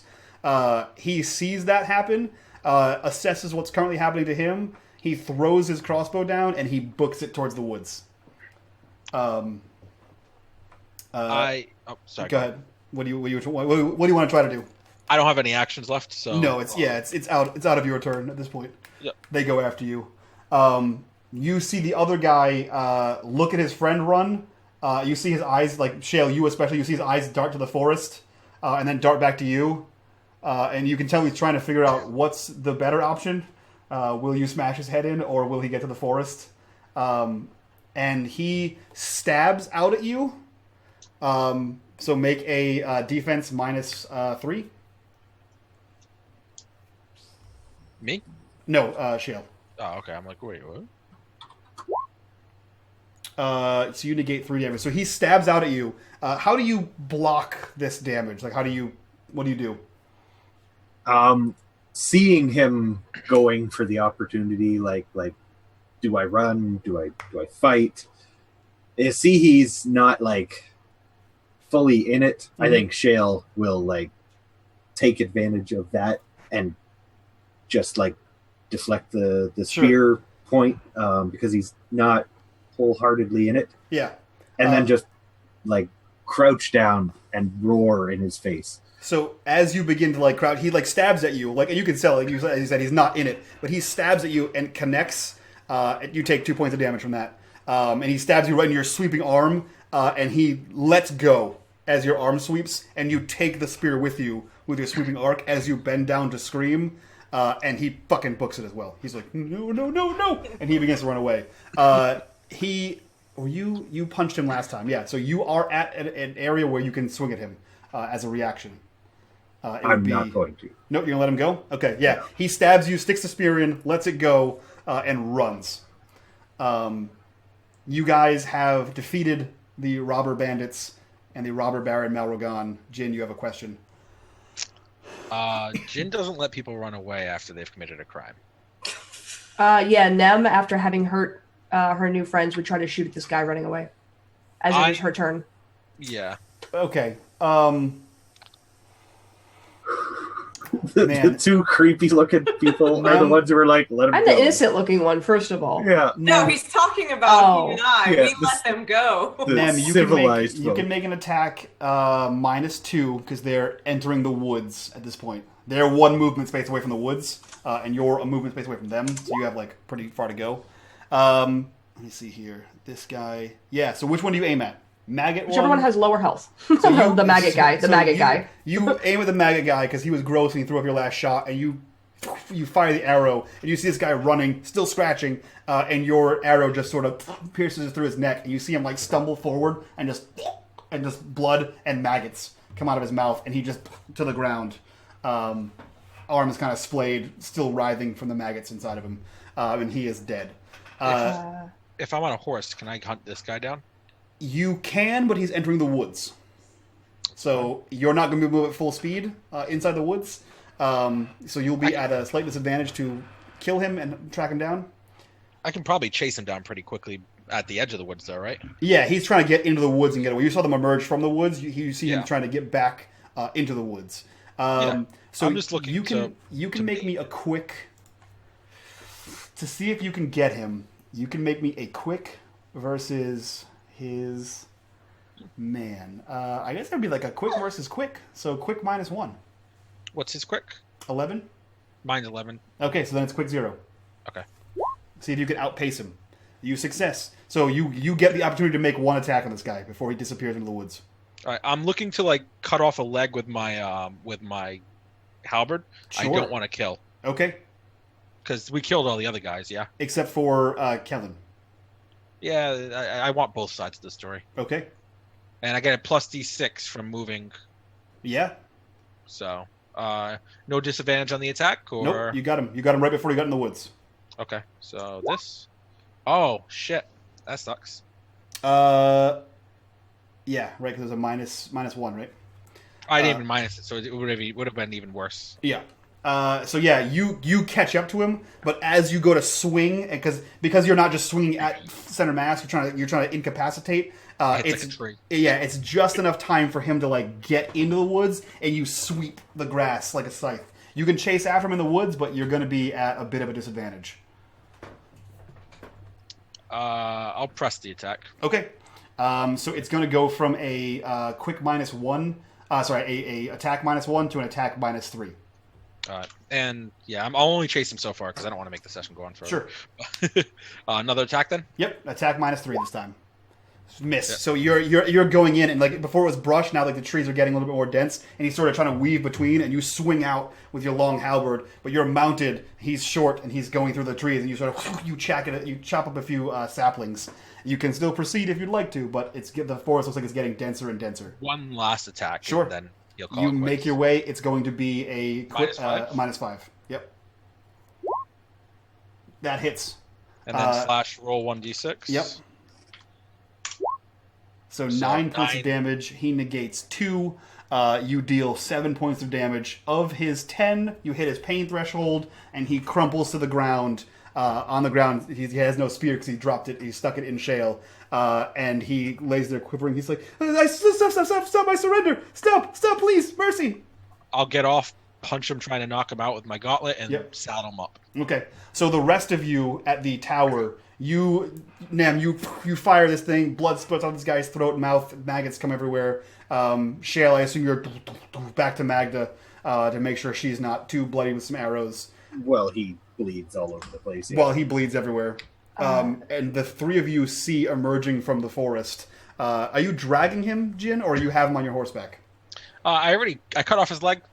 You injured his leg enough that he's not going to be running away. I'll drag him at a ginger pace. I'll have his hands bound to the. I imagine there's a little on the back of any like saddle. A pommel on your saddle. Yeah, there's that little thing that comes up that you can kind of wrap rope around and shit like that. I'll have him tied up, strung up to that by the arms, and I'll be dragging him along. Yeah. So Where's as you Keller, get, what's by that? the way? Humming his own theme music. Yes. Nam, what was your question? Where's Keller? Did you drop him on the step and then go ride off into the sunset was on to your go kill horse. people? No, I imagine he was still on the back of the horse. Oh, so you got 2 prisoners. Your horse is fucking every time we go somewhere. Okay, good. Just checking. I'm not moving. Yeah, I guess I'm not moving the fastest right now. Yeah. Yeah. Ned would start tending to people and try to heal as many people as you can. Yeah. So as you're looking at the wounds, you see Jhin emerge from the forest, dragging a body behind him, and that's where we'll end tonight's session. Boom, done. So guys, that was my first ever session of running Symbaroum. That was the first time I've ever been on the stream. I found it at Gen Con. I met the guys there. It was a really rad game. I'm really excited. It seems like you guys liked it. We had a pretty good turnout here. But let's see what the cast thinks about it. So we'll start with Kyle, who chopped several heads off and limbs off. Who are you? What are you doing here? And what did you think of Symbaroum? I'm Kyle. I help you out occasionally, or really kind of cause issues. I got to play my Cavalier character after 3 years. How excited are you? I'm super excited, and the system actually lends to a Cavalier. There's actually an ability called Equestrian, which, that's everything I wanted and more. It's true. No, I on a serious note, I actually do like the system. It's still one session in. Yeah. But it seems pretty good. It seems to cover a lot of eventualities that we'd face. The armor system, everything works well, it seems. So yeah, I like that. I like that it's still in a fantasy setting, but like a grimdark fantasy setting. But like it's different enough than D&D that this is so much not like D&D. Like even it does mechanics feel wise. lethal. I Yeah. think we just got kind of lucky. You did get lucky. That guy, if it was anyone but you that went and fought that guy, and if it wasn't the fact that you took noblemen and horsemen and all these things, you would have been dead. His spiked thing does 7 damage on hit. It for sure would have fucked you up. The fact that your armor maxes out at 8 and you did it multiple times is what saved your ass. So yeah, we'll jump to the big brute of the group, Mr. Bitters, both in real life and in the game. Who are you? What are you doing here? And what did you think of Symbaroum? Yeah, I'm Mr. Bitters, and I hate almost everything. I don't think I can count this game.